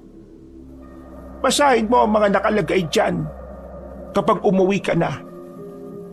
Nakapaloob dyan ang kasaysayan ng mga aswang sa probinsyang ito. Marami kang malalaman dyan tungkol sa kanila. Pero Manang, alam niyo po ba kung paano po kami matututo? Gusto kasi naming tulungan tong kaibigan namin na kalabanin ng mga aswang. Wala naman akong kaalaman sa pakikipaglaban. Siguro ang may papayo ko lang, magsanay lang kayong humawak ng sandata. At dapat buo ang loob ninyo. Mukhang sariling sikap talaga tayo, pre. Alam niyo po ba kung gaano kadelikado kalaban itong mga aswang? Sobrang delikado. Lalo na kung isa ka lang pangkaraniwang tao. Mag-iingat din kayo sa lahat ng nakakausap ninyo. Kayang-kaya nilang magpanggap na parang isang normal na mamamayan. Lahat ng palatandaan ng pagiging aswang ay nakapaloob din sa librong yon. Kaya naman, basahin mo at nang magkaroon kayo ng kaalaman. Pasensya na. Ito lang ang may tutulong ko. Sana ay nakatulong ako sa inyo. Maraming salamat po. Malaking tulong na ang mababasa namin dito. Pero, alam niyo naman po bang pinupuntirya ng mga aswang ang mga albularyo? Sa katunayan, yung 3 albularyo na natagpuan sa baryo ninyo, mga kaibigan ko sila. Kung ganon, dapat nagtatago na rin po pala kayo. Paniguradong hinahanap ka na rin po ng mga aswang. Kayang-kaya ko naman ang sarili ko. Hanggat nandito ko sa bahay ko, walang makakagalaw sa akin. O siya, sige na. Umuwi na kayo. Delikado na sa daan. Maraming salamat po ulit. Mag-iingat po kayo palagi. Bit-bit ang lumang libro ay umalis na rin sila roon. Kahit na papaano, nagkaroon ng kaunting kagaanan ang loob ni Mario. Kampante siyang marami siyang matututunan sa oras na mabasa na ang nilalaman ng libro. Nang makabalik na sila sa bahay, wala na naman doon ang ama ni Mario. Bagay na ipinagtataka na naman ni Mario dahil mag-aalas 10 na ng gabi. Kapag ganong oras at wala pa ang kanyang ama, iba na ang kutob niya. Kung noon ay wala siyang pakialam, ngayon ay nag-aalala na siya. Wala bang nasabi sa iyo na aalis siya? Wala. Ang sabi niya kanina, uuwi naman siya kagad pagkatapos niyan sa palengke. Hindi rin naman niya kinakalimang yung maliit na bell na bigay ko sa kanya. Kalma, baka may dinaanan lang sandali. Mag-aalis 10 ni. Mag-aalas 10 ni. Napalingon silang 3 sa labas nang makita nagmamadaling pumasok ang matandang si Ruperto. Kitang-kita ang pagiging kabado nito base sa reaksyon ng muka. Tulungan niyo ako! Yung asawa ni Paring Edgar, hindi lang ng mga aswang! Napatayo agad si Mario nang marinig yon. Agad niyang tinanggal ang balot ng palakol. Wala siyang sinayang na oras at tinungo agad nila ang kagubatan kung saan dinala ang asawa ni Mang Edgar. Naaamoy pa ni Mario ang amoy ng aswang, kaya naman yun ang kanilang sinundan. Madilim na sa kagubatan. Malamig pa kaya hindi maiiwasan na kilabutan. Mga ilang sandali lang, sumenyas na si Mario sa 3 na tumigil. Marahan silang umupo at nagtago na muna sa malalapad na dahon ng gabi. Bakit? May nararamdaman ako. Dito lang kayo. Ako lalapit. Pero anak, sasama kami. Baka mapahamak ka. Wag na. Kapag hindi ko kaya, saka kayo sumunod. Maigpit ang hawak ni Mario sa itak. Maraan siyang lumapit kung saan niya nararamdaman ang presensya ng isang aswang. Mga ilang sandali lang, meron na siyang nakitang kubo. Kahit medyo malayo, naririnig niya roon na parabang may mga bihag na tao sa loob. Meron ding aso na tumatahol-tahol. Kabado si Mario, pero nilalakasan niya ang kanyang loob. Batid niyang ito na ang unang pagkakataon na mapapalaban siya. Naglakad siya patungo sa harapan ng kubo. Sumilip siya sa bintana. Nakita niya ang 4 na tao, 2 bata, 1 binata at 1 matanda. Sa gilid naman ay merong aso. Sa palagay ni Mario, mukhang kakarnihin ng aswang ang mga yon. Kailangan ko silang iligtas. Pagharap niya, tumambad sa kanya ang isang lalaking mapayat. Nanlilisik ang mga mata at naglalaway. Lumapit ito agad sa kanya at nahawakan siya sa magkabilang balikat. Binalandra siya nito sa dingding ng kubo. Mas lalong lumakas ang iyakan sa loob, pati na rin ang tahol ng aso. Buwisit ka! Ang baho ng hininga mo! Naglalaway ka ba? Inambahan ni Mario na papalukulin niya ang aswang pero mabilis itong lumundag palayok. Isang malalim na paghinga ang pinakawalan ni Mario. Sa puntong ito, unti-unti na ring nalulusaw ang takot at kaba sa kanyang sistema. Dahil ang tumatakbo na lamang sa utak niya ngayon ay paslangin ng aswang na nasa harapan niya at iligtas sa mga bihag. Muling umatake ang aswang sa kanya. Sinubukan siya nitong patamaan ng kalmot pero naihaton na niya ang palakol. Nang matamaan niya ang aswang ay agad na naputol ang braso nito. Sigaw ng sigaw ang aswang dahil sa hapdi. Habang si Mario naman namamangha ng maramdaman na parabang may vibration ng ginagamit niyang palakol. Binitiwan na niya ang isa pang hawak niyang itak at ang palakol na lang ang kanyang ginamit. Hindi siya nagdalawang isip na ipukol yun sa direksyon ng aswang. Tinamaan ng aswang sa dibdib. Mabilis siyang tumakbo palapit doon at saka hinugot ang palakol. Tinaga niya ito sa liig at agad na ring tumumba. Bumulagta ang aswang. Ilang segundo lang nakita niya agad itong naabo. Hala, gagi! Nagulat siya dahil hindi niya inakala na sobrang mahiwaga talaga ang palakol na kanyang hawak-hawak. Pumasok na siya sa loob ng bahay. Nakita niya roon ang aso na palagay niya, yun ang aso na hinahanap ng Bombay na si Amir. Huwag kayong matakot, ligtas na kayo. Pinakawalan ni Mario ang mga yon. Pinabuhat na lang niya sa binata ang aso para makaalis na rin. Nang balikan na ni Mario mga kasama niya, nagtaka siya dahil hindi na niya inabutan ang mga yon. Naglakad-lakad ang binata para hanapin ang mga kasama niya. Pero sa kasamaang palad ay wala siyang makita. Kalmado lang ang binata, pero aminadong nag-aalala lalong-lalo na sa kanyang ama. Kaya naman muli niyang sinuyod ang kagubatan. Nakaramdam na siya ng aswang sa paligid. Tumigil siya sa gilid. Nagmasid muna at inobserbahan ang kanyang mga naririnig. Ilang sandali pa, nakita na lamang niya ang 4 na aswang na merong daladalang mga sako.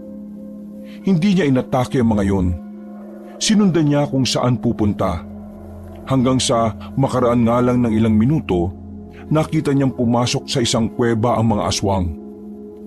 Nang masiguro niyang walang nakakakita sa kanya, nagmamadali rin siyang tumungo roon. Maliwanag naman sa loob dahil may mga sulo na nakadikit sa bawat pader. Buong buo ang kanyang loob habang naglalakad papasok ng kuweba. Maya-maya lang, meron na siyang narating na 400. Pinili niya ang pangalawang lagusan. Doon niya kasi nararamdaman ang mga aswang na nakita niya. Pero napatigil siya sa paglalakad nang may marinig siyang sumisit-sit sa kanya. Marahan siyang lumapit. Ibinaba niya ang sandata nang maamoy niya ang langis ng kanyang ama. Lumabas na kayo dyan! Nandito lang pala kayo! Baliw! Ikaw ang pumunta rito! Hinila siya ni Ruben at Warren papasok sa silid na yon na wala namang pintuan. nagtago lang sila sa mga drum. Mabuti naman at nasa maayos kang kalagayan. Anong nangyari sa pinuntahan mo? Naligtas ko na yung mga bihag ng aswang, pati yung aso ng Bombay. Pero kayo, paano kayo napadpad dito? Habang nagtatago kasi kami kanina, may napadaan na aswang. Makikita kami ron kaya napilitan na kaming umalis. Tapos, naisipan naming sundan. Dinala kami ng paa namin dito. Ngayon, hindi na kami makalis dito. Buti dumating ka. Mukhang meron silang ginagawa doon sa loob. Tingin ko, kailangan kong pumasok doon. Delikado anak, mabuti pa. Umalis na lang tayo. Tapos, magsabi tayo sa iba para marami tayong kasama kapag bumalik tayo. Hindi, mas magiging magulo kung marami tayo. Warren, ayos lang ba na umalis kayo ni tatay? Tayo rin ang papasok sa loob. Wala namang problema sa akin. Pero Mario, Tingin ko talagang kailangan kong malaman kung ano ang nasa loob. Hindi mapakali ang kapangyarihan ng palakol eh. Nararamdaman ko siya. Mang Roberto, ako nang bahala rito kay Mario. Mas kailangan niyo pong makaalis ngayon. Warren, sige na. Tay, mag-iingat kayo. Yung bell ha, patunugin niyo lang ng matagal kapag may problema. Bago pa sila matunto ng mga aswang doon, ay nagmamadali na rin makaalis si Warren at Mang Roberto. Umabante na rin si Mario at Ruben. Dala ang kanilang mga sandata, pinagpatuloy nila ang paglalakad. May tao, aswang pala. Hinilan ni Mario ang kanyang kaibigan papasok sa isa pang silid. Nagtago sila sa mga nakatambak na kahoy sa loob. Pero sa kasamaang palad, sa silid pala na yun papasok ang dalawang aswang. Napapalunok ng laway ang dalawa dahil sa kaba. Nang buhatin ng isang aswang ang kahoy na pinagtataguan nila, sandali pa silang nagkatitigan ng nilalang na yon. Oh, uy! Agad na nagbago ng anyo ang dalawang aswang. Pero bago pa makagawa ng kahit na anong ingay ang dalawa, pinalipad ni Mario ang kanyang palakol. Tinamaan ng mga yon sa liig. At nang makabalik na yon sa kanyang kamay, hindi siya nagdalawang isip na tagiin pa ang dalawa. Gagi, paano ko nagawa yun? May sariling utak yata ang palakol na yan eh. Hindi, tingin ko, nakakagawa ko ng mga ganung bagay kapag nararamdaman ng palakol na ito na nasa alanganing sitwasyon ako. Eh di sana, nasa alanganing sitwasyon ka na lang palagi. Baliw, tara na, magpatuloy na tayo. Tumakbo na ang dalawa hanggang sa meron na silang narating na malaking pinto na yari sa kawayan. Pagbukas nila nito, bumungad sa loob ang isang malaking ribulto ng aswang. Sa gitna ng ribulto na yon, meron silang nakitang bagay na parang tumitibok-tibok. Kasing laki yun ng bunga ng langka. Kulay asul na may pagkapula ang bagay na yon. May buhay sa loob ng bagay na yan. Hindi kaya aswang ang nasa loob niyan? Tingnan mo, may mga hose na nakakabit dyan. Itong mga drum, dugo ito ng mga tao. Kung ganon, parang sinapupunan ito ng isang buntis. Baka sa loob ng bagay na yan may sanggol na aswang. Anong gagawin natin? Kailangan natin patayin yan. Malaking problema kung mabubuhay pa yan. Pinagtatataga ni Mario at Ruben ang mga hose. Lumayo sandali si Mario at bumuelo. Malakas niyang pinukulang palakol sa direksyon ng bagay na tumitibok. Bumaon ang palakol doon at narinig pa nilang tila merong dumaing. Paghugot niya ng palakol, bumuka ang bagay na yon at nasilip nila sa loob ang isang sanggol na pangit ang muka. Mahaba mga kuko at merong buntot. Tama tayo, sanggol nga ito. Siguro malakas na aswang to kaya pilit nilang pinapakain. Buti na lang, napatayin na natin to. Nang mapalingon sila sa likuran, nakita nila ang hindi bababa sa 5 aswang. Gigil na gigil ang mga yon. Lalo nang makita ng mga ito na pinatay nila ang sanggol na naroon. Mapapalaban tayo pre, umanda ka ha. Pinalibutan sila ng mga aswang. Pero bago pa sila atakihin ng mga ito, isang ideya na naman ang bigla na lang nabuhay sa utak ng binata. Pinalipad na naman niya ang palakol. Paikot na tumama ang kanyang sandata sa mga aswang at sa isang iglap lang napatay niya agad ang mga yon. Walang niya. Wala naman pala akong gagawin dito. Sinama mo pa ako. Tayo na. Lumabas na sila ng kuwebang yon. Hindi pa sila nakakaalis. May narinig na silang malakas na sigaw ng isang matandang lalaki. Pamilyar para kay Mario ang boses na yon. Hindi siya pwedeng magkamali. Ang matandang yon ay ang matandang si Dado. Dito na niya nakumpirma na baka ang matandang yun nga ang pinuno ng mga aswang. Nakabalik sila ng kanilang baryo. Pagdating nila sa bahay ay naroon na si Warren at Mang Ruperto. Nakahinganan na maluwag ang matandang si Ruperto nang makitang ligtas na ang kanyang anak. Napayakap pa nga ito sa binata. Napangiti na lang si Mario ng papilit. Hindi niya kasi alam kung ano ang gagawin niya. Nasanay lang kasi siya na ang kanyang ina ang gumagawa noon para sa kanya. May pinatay kaming sanggol ng mga aswang. Tingin ko, mas lalong magagalit ang mga aswang sa ginawa namin. Kaya naman, Tay, kailangan mo umalis dito. Gagamitin ka nila laban sa akin. Yun ang nararamdaman ko. Ikaw ang uunahin nila. Pero kung iiwan kita rito, baka hindi na kita makita. Nag-alala ako para sa iyo.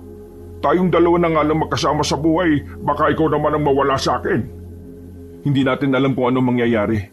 Kaya mas maiging unahin mo nang iligtas ang sarili mo. Kaya ko sarili ko. Mas nag-aalala ako para sa iyo, Tay.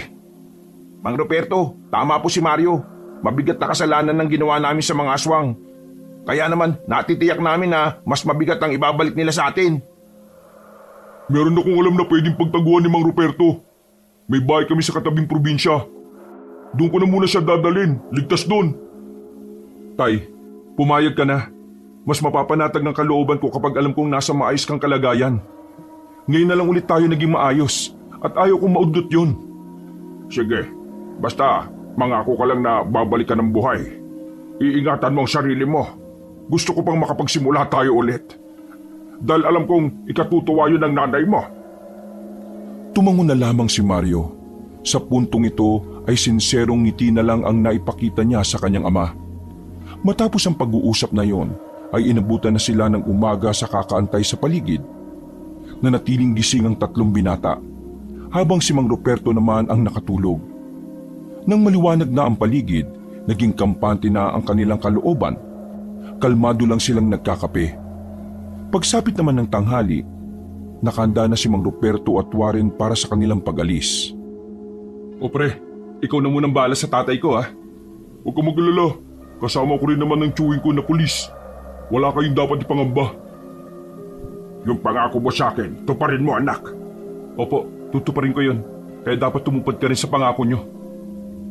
Sandaling nagkamaya na mag-ama. Nagyakapan na rin ang dalawa na naging dahilan para mas gumaan ang pakiramdam ni Mario. Hindi siya makapaniwala na ganun pala ang pakiramdam ng merong ama na itinuturing. Sige na, aalis na kami. Pupuntahan namin si Aling Nelly. Tara na rin, Mang Ruperto. Baka hinihintay na tayo ng tiyo ko. Nagiwalay na rin sila ng landas ng mga sandaling yon. Binilisan ni Mario at Ruben ang kanilang paglalakad hanggang sa marating na nila ang bahay ni Aling Nelly. Sa labas pa lang, may naamoy na silang masangsang na nagmumula sa loob ng bahay. Nakaramdam na agad ng kaba si Mario. Bigla na lang sumagi sa kanyang utak ang masamang bagay. Dali-dali itong lumapit sa pintuan at sinipa yon. Pagbukas ng pinto, sumalubong sa kanila ang mga langaw at ang mabahong hangin mula roon.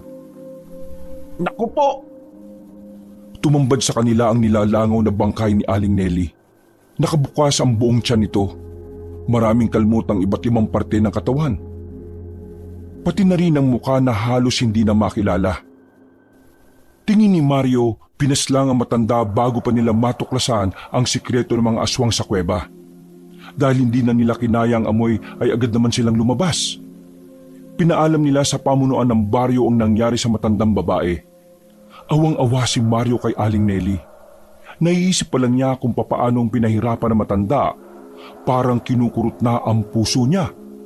Dahil dito nakaramdam ng galit ang binata.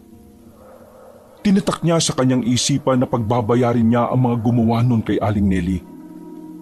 Lugmok ang dalawa noong tanghaling yon. Napatambay na lamang sila sa harapan ng tindahan habang nakatulala. Mukhang kailangan ko na talagang harapin ang pinuno nila bago pa sila makagawa ng mas maraming pagpatay. Kaya mo na ba? Handa ka na ba talaga? Kailangan kong kayanin, pre. Nakikita mo naman kung papaano nila pinatay ang mga walang kalaban-laban. Hindi ako pwedeng maghintay kung kailan siya haharap sa akin. Bukod dun sa kuweba, Saan naman kaya natin sila makikita? Alam ko saan tago mga aswang. Natigil ang kanilang pag-uusap nang marinig nila ang tinig na yon ng Bombay na si Amir. Lumapit ito sa kanila at tumabi. Alam ko saan sila tago. Paanong nalaman mo?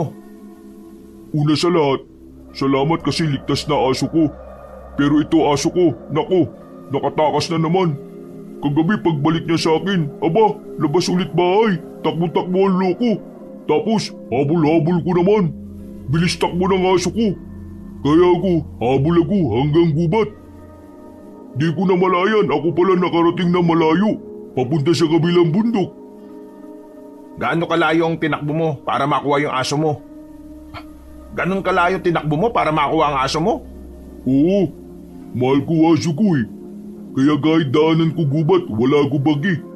Kaso, pagdating namin doon, aso ko diretso sa baryo mga aswang. Takot naman ako, baga ako mamatay. Ako alis na lang. Isip ko dapat alam nyo ito. Baka gawa kayo paraan para talo mga aswang tapos kuha aso ko. Sige, sama mo kami. Ha? Ako sama? Oo, ituturo mo sa amin kung saan yung baryong yon. Sabihin ko na lang saan. Kayo na lang punta. Love ko pa buhay ko eh. Hindi mo ba love yung aso mo? Love ko, malamang. E di ligtas mo siya. Magkasama tayong pupunta ron. Tatalunin namin ang mga aswang. Ililigtas mo ang aso mo. Ay. Sige na, ako bayag na. Basta ligtas nyo rin ako pag ako lagay panganib ha. Mabilis na lumipas sa mga oras. Sumapit na naman ang kinagabihan. Sa puntong ito ay kasama na nga nila ang Bombay na si Amir. Kung ano-anong bagay ang pinadadala nito na pilit pinagkasya sa malaking bag. Yan ba mga dinala mo, magagamit mo talaga? Hindi ko alam. Basta dala ko lang ang gusto ko dalhin. Baka tayo tagal ilang araw dun eh. Bakit naman tayo tatagal ng ilang araw doon? Hindi naman tayo magkakamping. Kapag nahuli tayo, hindi tayo tatagal ng ilang araw. Baka isang minuto lang, dedo na tayo. No ka ba? Basta, makikinig ka lang sa mga sasabihin namin ha. Wala kang gagawing iba. Iwasan mo rin gumawa ng sarili mong desisyon kung gusto mo pang makita ang aso mo. Okay. Ako dali naman kausap. Wala kayo problema sa akin. Alas 7 na, kailangan na nating umalis. Buo ang loob nilang lumabas na sila sa bahay ni Amir. Na makapasok na sila sa kagubatan, maigpit ang kapit ng Bombay kay Ruben. Para itong linta ko makakapit. Ang kaninang Bombay na nagsasabing hindi natatakot, ngayon ay takot na at parang kulang na lang ay maihin na ito. Nakakarinig na kasi sila ng mga kakaibang tunog kahit na malayo-layo pa sila sa baryo ng mga aswang. Uy, tama pa ba dinadaanan natin? Kapag kita natin puno na may malaking ugat, kaliwa tayo, tapos diretso. Meron tayo makita naman tuyo ilog, diretso ulit. Tapos kaunti lagad. Kita na natin baryo nila. Wala ka bang balak kumala sa akin? Para kang tarisir eh. Kapit na kapit ka. Mamaya na ako gagalas pag meron na aswang. Takot ako eh, pero kunti lang. Sa kanilang paglalakad, nakita na rin nila ang punong may pinakamakapal na ugat. Sinunod nila ang sinabi ng Bombay, hanggang sa nakita na nga nila ang tuyong ilog. Hindi pa man sila tumatawid doon, naramdaman ni Mario ang mga presensya ng mga aswang. Kahit malayo pa ang mga yun, may mga naririnig na siyang tinig ng mga nilalang. Kapag tumawid tayo sa kabila, balwarte na nila. Naririnig at nararamdaman ko na sila. Huwag ka nang kumapit sa akin. Kapag binulaga tayo, hindi ako makakilos kaagad eh. Pilit na inalis ni Ruben si Amir sa kanyang braso. Huminga naman ng malalim si Mario at sandaling pumikit. Pinakikiramdaman niya ang buong paligid kung meron bang nakasunod sa kanila. Nang makasiguradong walang aswang ang nasa paligid, tumawid na rin sila patungo sa kabilang paanan ng bundok. Inilabas na rin ni Mario ang kanyang palakol. Na sa mga sandaling ito, nakikita nilang tila nagbabaga ang dulo ng talim nito. Mario, anong ibig sabihin kapag ganyan? Inihahanda ng palakol ang kapangyarihan na Tumigil sila sa paglalakad nang makarinig sila na merong paparating. Pumunta sila sa likuran ng malaking puno. Mga ilang sandali lang, nakita nilang may mga grupo ng aswang na papalapit. Mga pangkaraniwang aswang lang yon na parang rumoronda sa buong kagubatan. Nang makalagpas na ang mga yon, ay nakahinga na rin sila ng maluwag. Ako ka ba masyado? Kala ko todas na tayo. May mga gumagalang aswang. Ibig sabihin, binabantayan na nila ang baryo nila. Pre, O bakit? ano yung nasa likuran mo? Ha? Pagkaharap ni Mario ay nakita nila ang matangkad at maskuladong lalaki na pangit din ang muka. Marami itong buhok sa katawan. Wala nang nagawa si Mario nang sipain siya nito. Tumalsik si Mario, tumama sa puno, habang si Ruben at Amir naman ay napanganga na lang. Malakas ang lalaki. Kung isa sa kanila ang nasipa nito, malamang sa manamang ay balina ang kanilang buto. Tumayo si Mario na parabang walang nangyari. Hindi ito masyadong nasaktan dahil sa kapangyarihan na meron ng palakol. Hindi pa man nakaka-recover ang binata, gumapang na ang aswang patungo sa kanya. Hindi nito pinapansin si Ruben at Amir. Tanging si Mario lang ang pinag-iinitan nito. Nasuntok naman ng aswang si Mario. Sa lakas ng suntok ay natumba na naman ng binata. Dahil dito, nakakaramdam na ng pangamba si Mario. Nawawala ng tapang na inipon niya. Pre, lumabang ka! Huwag ka matakot, uy! Labang ka, huwag ka takot. Pag ikaw takot, lahat tayo todas. Muli siyang nilapitan ng aswang at dinakma ang mukha niya. Hindi niya magawang tagain ang aswang na yon dahil hindi na niya hawak ang palakol. Nang ilahad na niya ang kamay sa ere, kusang lumipad ang sandata niya patungo sa kamay niya. Nakakuha ng pagkakataon si Mario kaya tinaga niya ang balikat ng nilalang. Agad siya nitong nabitawan. Dumistansya ang aswang at tumiyaw ng malakas. Tila nagbibigay ito ng abiso sa baryo na medyo malapit na rin sa kanila. Nataranta na si Mario. Alam niyang kapag tumagal pa ang laban na yon, ay maabutan na sila ng iba pang aswang. Kaya naman ginamitan nila ang kapangyarihan ng palakol. Hinawakan niya ito ng mahigpit. Mabilis na nakalapit ang binata sa likuran ng aswang. Sa sobrang bilis ay nagawa nitong itarak ang palakol sa ulo ng kalaban. Sumirit agad ang dugo nito. Agad na bumagsak sa gilid at bago ito mamatay, humiyaw na naman ng malakas. Kailangan na nating lumipat. Paparating ng ibang aswang. Naku, ingay kasi nitong aswang. Di na lang matigok ng tahimik. Daldal mo, tara na! Hinila na nila si Amir. Nilisan nila agad ang area na yon. Nang makaalis sila, maya-maya lang ay dumating na rin ang mga aswang. Kasama pa ng mga ito ang matandang si Dado. Kaya ko silang labanan lahat, pero kailangan ko muna magpahinga. Dumudugo ang ilong ni Mario ng mga sandaling yon. Napuwersa ang sarili niya na gumamit ng kapangyarihan ng palakol. Hindi pa rin naman kasi siya biyasa sa paggamit ng ganong klaseng sandata. Pre, okay ka lang? Oo, ayos lang ako. May sipon ka. Di ka ba inom gamot? Baliw, dugo yan. Sipon ka dyan. Ay, di ko kasi kita linaw eh. Nakapagpahinga sila ng ilang minuto ng mga sandaling yon. Pero nababahala si Mario. Ngayong alam na ng mga aswang na nasa paligid lang sila, magiging mahirap para sa kanila na gawin ang kanilang plano. Sumilip siya sandali. Nakita niya ang mga aswang sa di kalayuan na may mga dalang sulo. Hinahanap sila. Inaamoy-amoy na parang mga aso. Umalis na muna tayo. Papapalibutan nila tayo dito. Saan naman tayo nito? Basta, sumunod kayo sa akin. Maingat silang naglakad paalis. Nagtago sila roon habang nagmamasid-masid. Kumusta pakiramdam mo? Ganun pa rin. Gusto mo tubig? Ako meron dala dito tubig. Sus, pambihira ka. Kanina pa tayo takbo ng takbo, ngayon mo lang sinabi na may tubig ka palang dala. Hindi ka naman hingi. Ito, inom ka na. Halos maubos ni Mario ang kalahating bote ng tubig. medyo nawala na rin ang pagkahilo niya. Kaya naman nang masiguro nilang wala na ang mga aswang, lumabas na rin sila roon. Humanap sila ng mas ligtas na daan palapit sa baryo ng mga aswang. Dahil umiikot sila sa kabila, walang nakakita sa kanila. Bandang likuran ng baryo ang kanilang dinaanan. Habang nakatago sila sa madilim na parte, natanaw nila ang isang aso na nakaupo lang sa gilid ng daan na parabang merong hinihintay. Oh, ayun, aso ko. Tawagin mo. Paano ako tatawag? Wala pangalan. Dapat binigyan mo siya ng pangalan. Ganon kapag mahal mo talaga yung aso. Ganun ba? Di pangalan ko sa kanya. Tik-tik. Tama, siya si Tik-tik.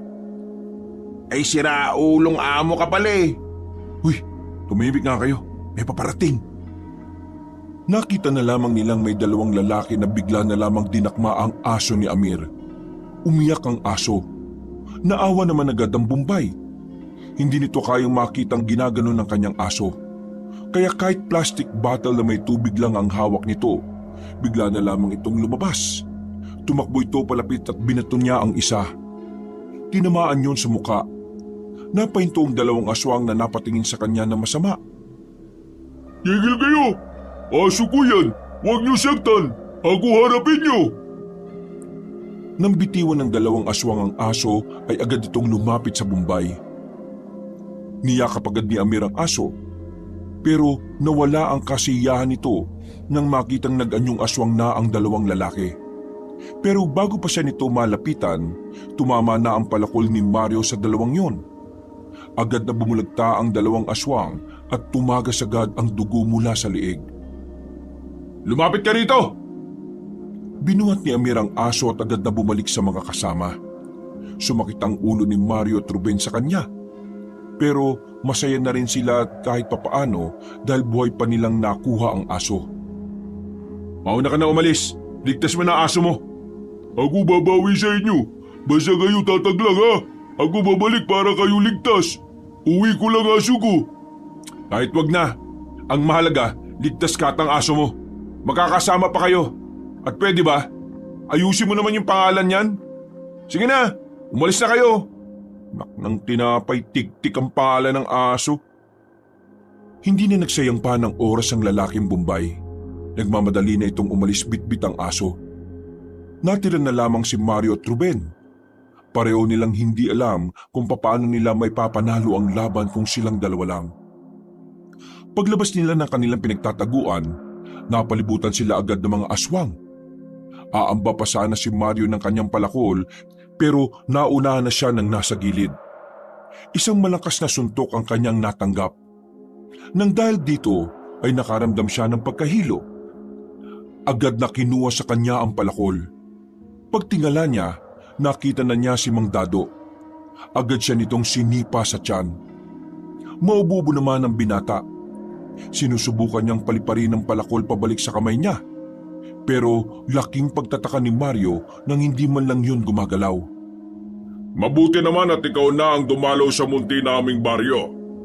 Hindi na ako mahirapang paslangin ka at pagbayarin ka sa ginawa mo sa prinsipe ng mga aswang.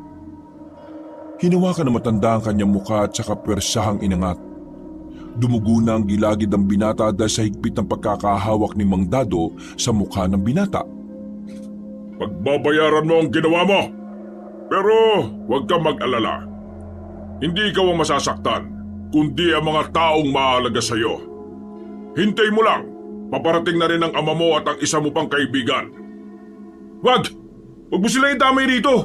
Wala silang kinalaman dito! Alam mo ba kung ano ang isa sa patakaran naming mga aswang? Kapag kinalaban mo ang isa sa amin, isang angkan na ang kalaban mo. Kaya naman, ihanda mo ang sarili mo mamaya lang. Dahil mangyayari ang isa sa mga magpapabago ng pananaw mo tungkol sa salitang kaibigan at pamilya. Tumawa ng malakas si Mang Dado. Pero biglang nanlisik na naman ang mga mata nito at sinakal si Mario. Sisiguraduhin kong mararamdaman mo ang sakit na mawalan ng minamahal sa buhay. Sige na, dalhin nyo na ang mga yan. Ilabas niyo kapag nandito na yung dalawa. Marahas silang hinila paalis. Dinala sila sa isang kulungan. Ang mga sandata nila ay kinuha maging ang dala nilang kakaunting pagkain sa bag. Sorry, wala akong nagawa. Wala ka namang kasalanan, pre. Ano ka ba?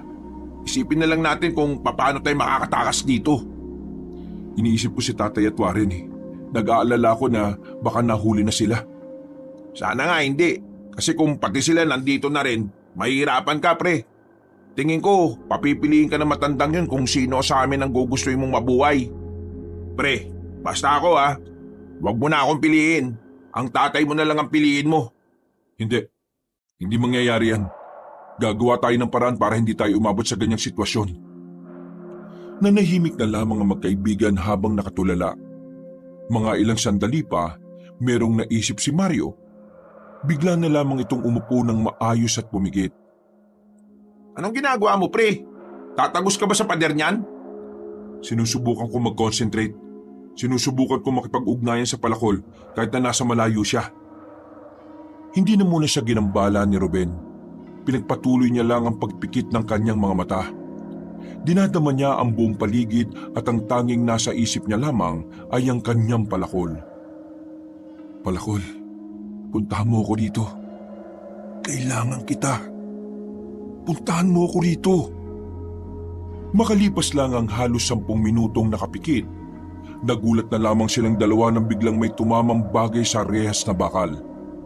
Pagtingin nila, nakita nila ang palakol na naroon na. Walang sinayang na pagkakataon si Mario. Kinuha niya agad yun. Nasabi ko na nga be, hindi ako pababayaan ng palakol na ito eh.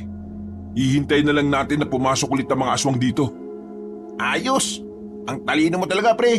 Sana wag ka munang mamatay. Loko. Halos nasa 1 oras din silang naghintay doon. Mga ilang sandali lang, dumating na ang mga aswang. Ayon sa kanilang pagkakarinig, nahuli na rin si Mang Ruperto at ang binatang si Warren. Nakatali na ang dalawang yun sa lugar kung saan madalas nagpupulong ang mga aswang. Akmang hahawakan na sila para kaladkarin nang biglang ilabas ni Mario ang kanyang palakol. Tinaga niya ang isang aswang at sinunod naman niya ang isa pa. Agad na bumalagta ang mga yun at saka naging abo. Pagkakataon na nila yun para makalabas kaya hindi na nila sinayang ang sandaling yun. Tumakbo sila palabas at bawat makakasalubong ni Mario, pinapalipad niya lang ang kanyang palakol para patamaan ang kanyang kalaban. Hanggang sa makalabas na sila. Mas maraming aswang ang sumasalubong sa kanila, pero hindi pa rin nagpatinag si Mario. Katwiran nito, kung mamamatay din naman sila, mas maganda nang mamatay na. Dami nila, pre. Palag-palag na to! Takbo lang sila ng takbo. Narating na rin nila kung saan nakagapo si Warren at Mang Ruperto. Nakabusal din ang bibig ng dalawa. Mabilis na pinaslang ni Mario ang mga nagbabantay na aswang doon. Pakulan mo sila, dali! Habang kinakalagan ni Ruben si Warren at Mang Ruperto, ay kinakalaban naman ni Mario ang mga aswang na lumulusob sa kanila. Kita ng mga aswang kung papaanong nagbabaga ang talim ng palakol. Bagay na nagdulot ng kaunting pagkabahala sa mga yon. Bumuntong hininga na lang ang binatang si Mario. Nakikita na niya ang pwedeng mangyari. Kahit may ligtas siya ni Warren at Mang Ruperto, mamamatay rin naman silang lahat. Pasensya na. Papunta na kami sa kabilang probinsya pero pati ron nahahabol kami. Mamaya ka na mag-sorry. Tulungan mo na lang kami. Tay, sa gitna ka lang ha. Kami nang bahala. Nagdikit-dikit silang apat. Kamaulang ang gamit ni Ruben at Warren. Maigpit naman ang pagkakahawak ni Mario sa kanyang sandatang palakol. Nang muling lumusob ang mga aswang, maliksi ang bawat kilos ni Mario. Maliksi ang bawat kilos ni Mario nang harapin niya ang mga yon. Si Ruben naman, ilang beses nang umaaray kapag sinusuntok niya ang mukha ng mga aswang. Matitigas kasi ang mukha ng mga yon. Si Warren nakadampot ng kawayan sa gilid. Habang tumatagal, nakikita na ni Mario na nalalapit na ang kanilang katapusan. Kahit nakakarami na siya ng pinapatay na aswang, talagang hindi rin nauubos at laging may dumarating. Mahiwagang palakol, tulungan mo ko. Sandaling tumigil ang mga aswang nang dumating na ang matandang si Dado. Kalmado ito, seryoso ang mukha habang kinakagat ang hawak na mansanas. Talagang kakaiba ka rin pala, iho. Hindi ko inakala na makakatakas ka sa kulungan. Pinahanga mo na naman ako. Pero ganun pa man, matutuloy at matutuloy pa rin ang gusto kong mangyari. Kailangan mong mamili sa tatlong yan kung sino sa kanila ang gusto mo pang mabuhay. Humalakak na naman ang matanda. Nakakatakot ang paraan nito ng pagtawa. Para bang sa impyerno lang maririnig ang ganong uri ng paghalakak. Nakikita mo ba itong mga aswang na natitira? Sila ang tunay kong mga tauhan. Yung mga napaslang mo ay mga walang kwenta yan. Kaya ngayon, alam mo naman na siguro na wala ka nang ibubuga. Kitang-kita na rin sa mukha mo na talagang pagod ka na. Huwag ka mag-alala. Magpapahinga ka na rin naman mamaya. Magpapahinga na rin ng ama mo kung hindi siya ang pipiliin mo. Pre, piliin mo ang tatay mo. Ako, ayos lang naman. Pre, alam kong mahal mo ang tatay mo. Pero pre, ang dami ko rin pangarap na di pa natutupad. Mario anak, patanda na ako. Masaya na ako sa mga nangyaring maganda sa atin. Tapos na ang misyon ko sa mundong ito. Manahimik nga kayo. Walang mawawala sa gabing ito. Hindi ako papayag. Kung may mawawala sa atin, mas maigi pang magkakasama pa rin tayo hanggang kabilang buhay. Patay kung patay! Aba, matigas talaga ang ulo mong tao ka. Gaano karaming hangin ba ang pumasok sa utak mo nung isilang ka sa mundong ito? Pwes, kung ayaw mo rin pala, silang tatlo na lang ang uunahin ko. Mga bata, patayin niyo ang tatlong kasama niya. Mas matutuwa ako kung uunahin niyo ang matanda. Napuno na naman ng pag-angil ang paligid. Hanggang sa sabay-sabay nang lumusob ang mga yun. Pero nagulat na lamang sila nang bigla silang makarinig ng sigawan ng mga tao. Lumabas mula sa kadiliman ng mga taong may mga hawak na itak at kung ano-ano pang sandata. Nawala sa wisyo ang mga aswang dahil hindi nila inaasahan ang pagdating ng mga yun. What's up? Yo, I'm back! Baligagu! Amir! Nadaanan ko yung baryo, tapos ako hingi tulong sa kanila. Ito sila, punta rito. Wala pagdadalawa isip. Maraming salamat. Maasahan ka talaga, Amir. Nanggagalaiti ang matandang si Mang Dado noong mga sandaling yon. Tumalon yun patungo sa bubungan ng bahay. Hindi to makapaniwala na unti-unting namamatay ang mga aswang dahil lang sa biglang paglitaw ng mga tao. Mang Dado! Bumaba ka dyan! Harapin mo ako! Kung gusto mong matalo, sumunod ka sa akin. Pre, baka patibong lang yan. Hindi. Mararamdaman ko kung may gagawin siyang kakaiba. Kayo na munang bahala kay tatay ah. Kailangan kong harapin ang matandang yon. Bago umalis si Mario, sinuyod na muna niya ng tingin ang buong paligid. Nakita niyang tila nakakalamang naman sa laban ng kanyang kasamahan. Malaki talaga ang pasasalamat niya sa Bombay na si Amir. Kung hindi to nakahingi ng tulong, siguradong tapos na sila sa mga sandaling yon. Tumakbo si Mario patungo kay Mang Dado. Dinala siya ng kanyang mga paa sa taniman ng saging. Maliwanag ang kinalalagyan nila. Malakas ang sinag ng buwan. Bagay na mukhang naging pabor para kay Mang Dado. Batid ni Mario na ang mga aswang ay mas malakas kung kabilugan at maliwanag ang buwan. Masyado na kayo maraming atraso sa aming mga aswang. Oras na para maningil! Mas lalong kumulubot ang mukha ni Mang Dado ng mga sandaling yon. Naramdaman na rin ni Mario ang kapangyarihan na nananalaytay sa palakol. Ilang sandali lang, nanlaki ang mga mata ni Mario nang makitang mabilis na gumapang ang matanda patungo sa kinatatayuan niya. Isang mahabang kalmot agad ang ginawa ni Mang Dado. Tinamaan ang binata sa dibdib hanggang sa kaliwang bewang niya. At sa pagkakataong yon, ramdam na ramdam niya ang hapdi at kirot. Napatras agad si Mario. Wala pa siyang ginagawa pero hingal na siya. Nahihirapan na agad siyang kumilos. Nang makita ni Mang Dado na tila nababahala siya, mas lalo pa itong lumapit sa kanya. Kinakalmot na matandang aswang ang binata ng maraming beses. At ilan sa mga yon ay tumatama kay Mario. Duguan na ang binata. Hindi niya inakala na mabilis pala si Mang Dado. Ang akala niya kasi kakayanin niya ito dahil kagaya lang din ito ng ibang aswang. Pero nagkamali siya.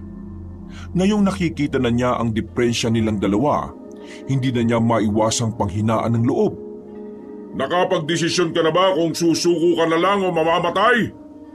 Iho, kung ako sa'yo, tanggapin mo na lang na natalo ka. Kung susuko ka sa akin, pwede ka pang mabuhay. Basta ang gagawin mo lang, pagsilbihan mo ako. Magiging manigas ka! Pilit na pinalipad ni Mario ang palakol patungo sa kinaroroonan na matanda.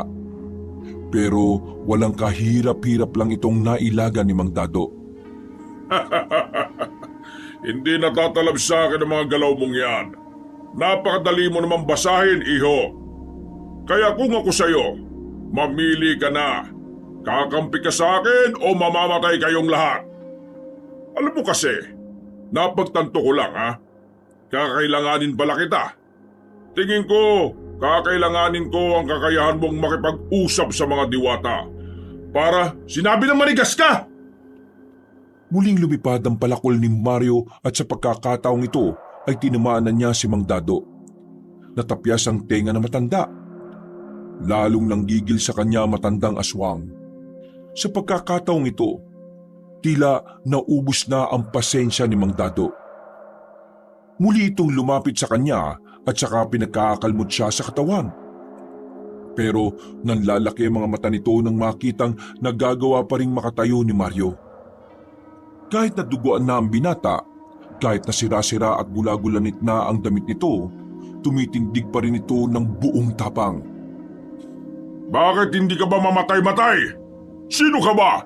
Diyos ka ba? Hindi ako Diyos, pero palagay ko, ako ang sugo ng kabutihan, ng liwanag at ng Panginoon. Kaya ikaw, humanda ka Mang Dado, kasi lalabanan kita kahit dumating pa ang puntong wala na akong magagamit na kamay at paa. Muling hinawakan ni Mario ng maigpit ang kanyang palakol. Pumikit siya sandali at muling nakipag-ugnayan sa kapangyarihan ng kanyang sandata. Kapangyarihan ng mahiwagang sandata, ipagkaloob mo sa akin ang kakaibang lakas na tatalo sa kasamaan. Ngayon din! Nang dumilat siya, napalayo si Mang Dado ng bahagya. Walang sinayang na pagkakataon si Mario. Nang paliparin niya ulit ang palakol, ay tila nawala na ang lahat ng sakit ng kanyang katawan. Biglang bumalik ang lakas niya. Dali-dali siyang tumakbo patungo kay Mang Dado at sinapak niya ito sa muka. Nang masalo niya ang kanyang palakol, tinaga niya agad ang matanda. Nakailag yung pero nadaplisahan ang mukha nito. Hindi tumigil ang binata. Tinaga niya ulit ang matandang si Dado at tinamaan na niya yun sa dibdib. Napilitan na ang matandang aswang na dumistansya ng mas malayo. May tumatagas na ring dugo sa katawan nito. Kitang-kita na rin ang pagbabago sa kilos nito. Nawala na ang sigla at angas na matandang si Mang Dado. Hindi ko inakala na may isang makapangyarihang tao makakagawa nito sa akin. Nakakamanga. Pero kung inakala mong mapapatay mo ko ng ganun kadali, nagkakamali ka. Kahit naduguan ng matanda, umatake pa rin ito sa binata. Pero sa kasamaang palad, nakailag lang si Mario. Noong mga sandaling yon, nararamdaman na ng binata ang nag-uumapaw na enerhiya na nagmumula sa palakol. Yun na ang sinyales na kailangan na niyang tapusin ang laban na yon. Sandali siyang napatitig sa palakol. Namamangha siya sa nakikita niyang gumuguhit na liwanag sa talim nito. Maging si Mang Dado ay napansin din yon. Nagdulot yun ng pangamba sa matandang aswang. Pero Kahit na ganoon, hindi pa rin umaatras si Mang Dado. Masyadong mataas ang tingin nito sa sarili. Kaya kahit na alam nitong hindi na siya mananalo, talagang hinarap niya pa rin ang binatang si Mario. Hindi! Hindi ako papayag na matatalo lang ako ng isang kagaya mong nilalang! Tumalo na matanda. Nang magkulay pula na ang nagbabagang talim ng palakol, bumuelo na si Mario. Pinukul niya ang palakol habang nasa ere ang kanyang kalaban. Tinamaan na matanda sa dibdib. Agad naman itong bumagsak sa lupa. Nangingisay-ngisay pa yun nang mabuo ang apoy roon. Pagbunot ni Mario ng palakol, sumiklab ang apoy at saka nilamon ng buong katawan ni Mang Dado. Sigaw ng sigaw ang matanda habang nalalapnos. Pero makalipas lang ang halos 1 minuto, mabilis itong naabo dahil na rin sa kapangyarihan na meron ng mahiwagang palakol. Isang malalim na paghinga na lamang ang nagawa ni Mario. Napatingin na lamang siya nang makitang natalo na niya ang pinuno ng mga aswang. Naubos na rin ng mga kasama niya ang mga aswang. Marami ang sugatan. Malala ang tama ng iba pero naisalba naman ang mga kasama nila. Kinabukasan, saka lamang pumasok sa utak ni Mario na talagang nanalo sila sa labanan. Sobrang saya niya. Lalo nang maramdaman niyang proud na naman sa kanya ang amang si Ruperto. Higit sa papuring natatanggap niya ay ang mga papuring natatanggap niya sa kanyang ama. Para sa kanya ay walang makakatumbas noon. Ilang araw na hindi makalabas ng bahay ang binata dahil sa dami ng galos na tinamo niya. Habang nagpapagaling, napapanaginipan niya ang diwata na si Amalia. Itinuro niya ang gantimpala para sa kanya. Paggising niya, makikita na lamang nilang mag-ama ang ginto sa ilalim ng kanilang unan. Nabuhay ng masagana ang mag-ama para sa kanilang bagong buhay. Kasakasama nila ang 2 binata na si Rupert at Warren. Naging partner din nila sa negosyo ang Bombay na si Amir. Samantala, binigyan naman nila ng mas maayos na libingan ng matandang si Nelly. Sa kanilang bagong buhay ay wala nang mahihiling pa si Mario. At kung sakali mang may dumating na namang bagong tungkulin, tatanggapin niya yon ng bukal sa loob. Malakas ang kanyang loob dahil alam niyang mas maraming buhay na ang kanyang pangangalagaan. Wakas!